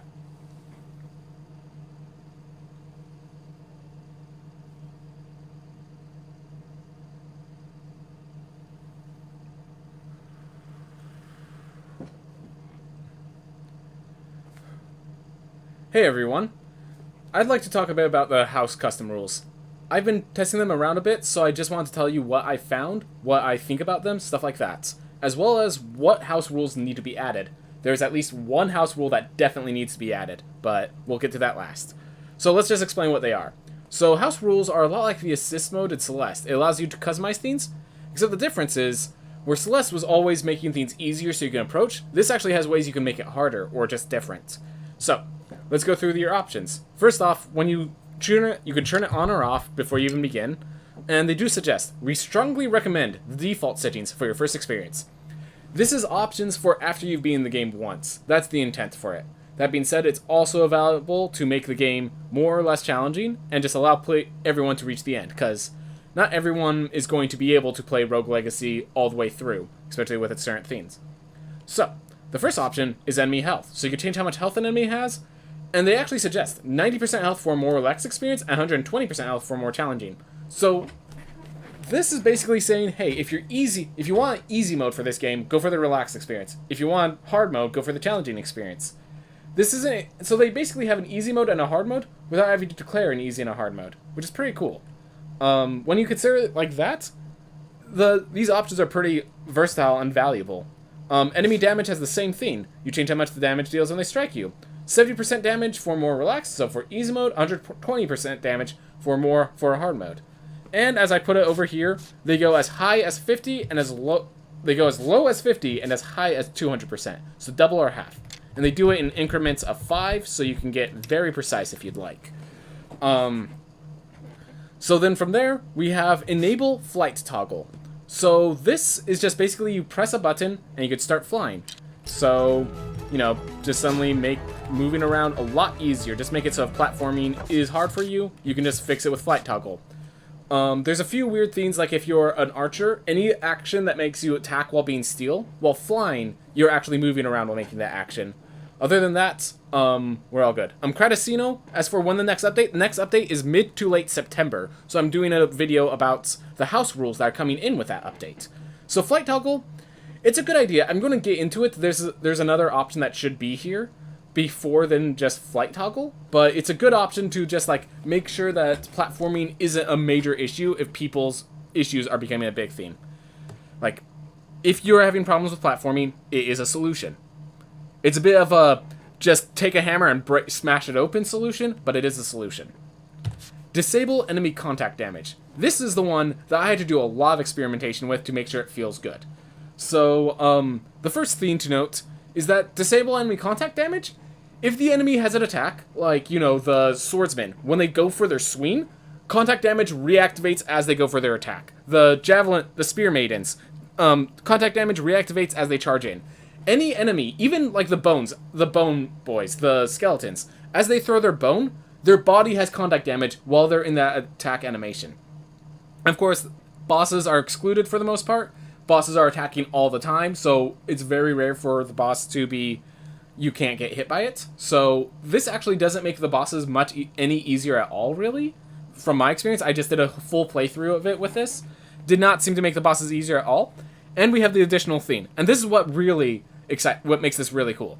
So because this lowers game difficulty, they recommend increasing enemy health by 50% and damage by 20%. This isn't an easy mode. This is just a different way to play. If contact damage is causing you issues, you just put this on, you change enemy health to 150%, you change damage to 120%, and it really does feel like just a different version of the game. It doesn't feel much easier, it doesn't feel much harder. Bosses feel a lot harder. Let me say, bosses feel a lot harder. There are some enemies that are just unaffected. The spike balls, of course, are completely unaffected. The wargs, oh gosh, wargs are still just as threatening, and with the additional health and damage, they're more threatening. So, there are things that make this harder. But, generally speaking, I really like this idea. Toggle difficulty rating display, this is just if you want to brag, they just give you a little number of ranking. I think this one's completely unnecessary. They have a little thing to show you that you have house rules on next to your map.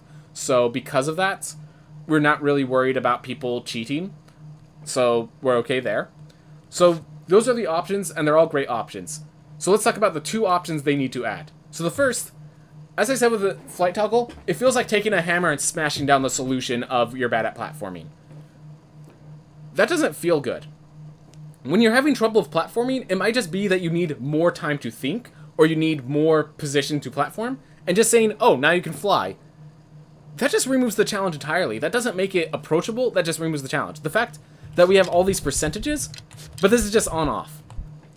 I would wish for an incremental version of this. Maybe it's additional dashes and double jumps, and then you can put 1 to 5. So it's kind of like additional vault rooms and dash rooms just freely given. Maybe we take a book from Celeste and we have it be additional slowdown. So Celeste is a very heavy, it's an extreme platforming game that actually built up the idea of assist mode. If you can bring this down to like the movement speed of everything is 95%, 90%, 85%, that will allow you to have the precision to get up Sun Tower without dying every time. So one of those sort of options might be very valuable so that you have an increment other than just toggling on flight. You actually can just say, all right, I now have the options to do this instead of, just smash it with a hammer. The issue is not even an issue anymore. There is also one other thing, and this second one that they need to add this last one. This is a roguelike. This is a roguelite. This game, the whole idea of the game is they need to make it so that you get gold at a certain rate to help you scale and get stronger as you need to. We need gold scaling as an option in custom house rules. We need to be able to gain twice as much gold because I want to beat this game without grinding as much. People are grinding this game, and it's fun to grind. This is a game that's fun to grind, but at a certain point, people want to progress. And being able to increase the amount of gold you scale, like I think the very first option, enable custom rooms on, very first option, get gold scaling. And this could start at 0%, plus 0%, and go all the way to plus 200%. Just something like how we have this little plus 25% here because of my trait. Just something like that, to have plus 200% there. That would be great. Or plus 0 all the way up to plus 200 is what I'm getting at. Alternatively, we could have an on-off for labor costs. So that little hammer with a 265 gold added to everything, maybe you could toggle that on-off. That might be an option to reduce scaling. And honestly, that could get an option as to the argument of whether it's necessary, because we could play the game with both versions active. That's just a thought. I'm not sure how hard either of these are. The gold scaling can't be hard. We have a plus 25% active in the system. Just adding additional, basically acting as a bunch of additional gold runes, or bounty runes. That just seems like it would not be hard at all. So with those things added, I think House Rules is an amazing system. It's already an amazing system, but it is lacking certain things that needs to add. Toggle difficulty rating display. As long as it displays that there's house rules, so speedrunners know that, like, oh, this person's cheating because they put the enemy health at 90%, thinking no one would notice. As long as we have that, we're good. So, like, no reason to disable this, but this was probably one of the most unnecessary ones. But this is great. The fact that they have a recommended setting if you add this on is fantastic. Enemy health and damage is great. And flight toggle, I wish they had more incremental stuff, but it's good as well. Anyways, once we get gold gain, this is a fantastic system. I can't wait to see everyone testing this out in Dragon's Vow, which will be coming up mid-September or late September. They haven't figured out yet, but they're still figuring out what they need to add. Hopefully they have that ready by then. They might just be working on other things, but hopefully that gold gain is just very easy to add in. Anyways, I hope everyone enjoyed this. Thank you so much for watching. I hope you all have a wonderful day. I hope you all enjoy House Rules. Alright, that's my video. That's the thing I needed to do. And I think I'm basically done with what I wanted to. That was a much cleaner video than the previous one we did. And I will now... So now I can just clip the video of just how broken this is here. As well as this little glitch here.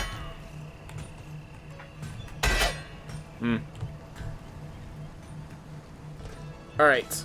Well...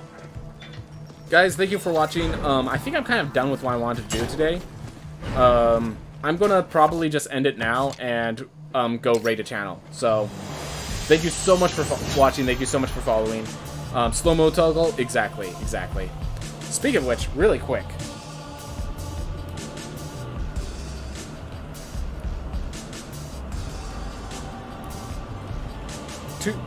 Two people have been in this channel for a very long time and haven't been made into VIPs. And I need to fix that real quick. I think Ace Law is another one. I need to... So, third VIP, but... So let me just fix this real quick. There we go. Taken care of. Now those people get the respect they deserve. Ooh! Our good friend Beefin is doing some Legend of Legalia. Hope you guys enjoy some RPGs, because that's what he's been doing. So what he's been doing is he's been playing through some old-style RPGs, so he's on Legend of Legalia now. Yep, of course, Flying Ragey, of course. Alright, hope you guys enjoy watching with my friend Beefin. I'll see you guys in a bit. Or have a nice day. See you guys later.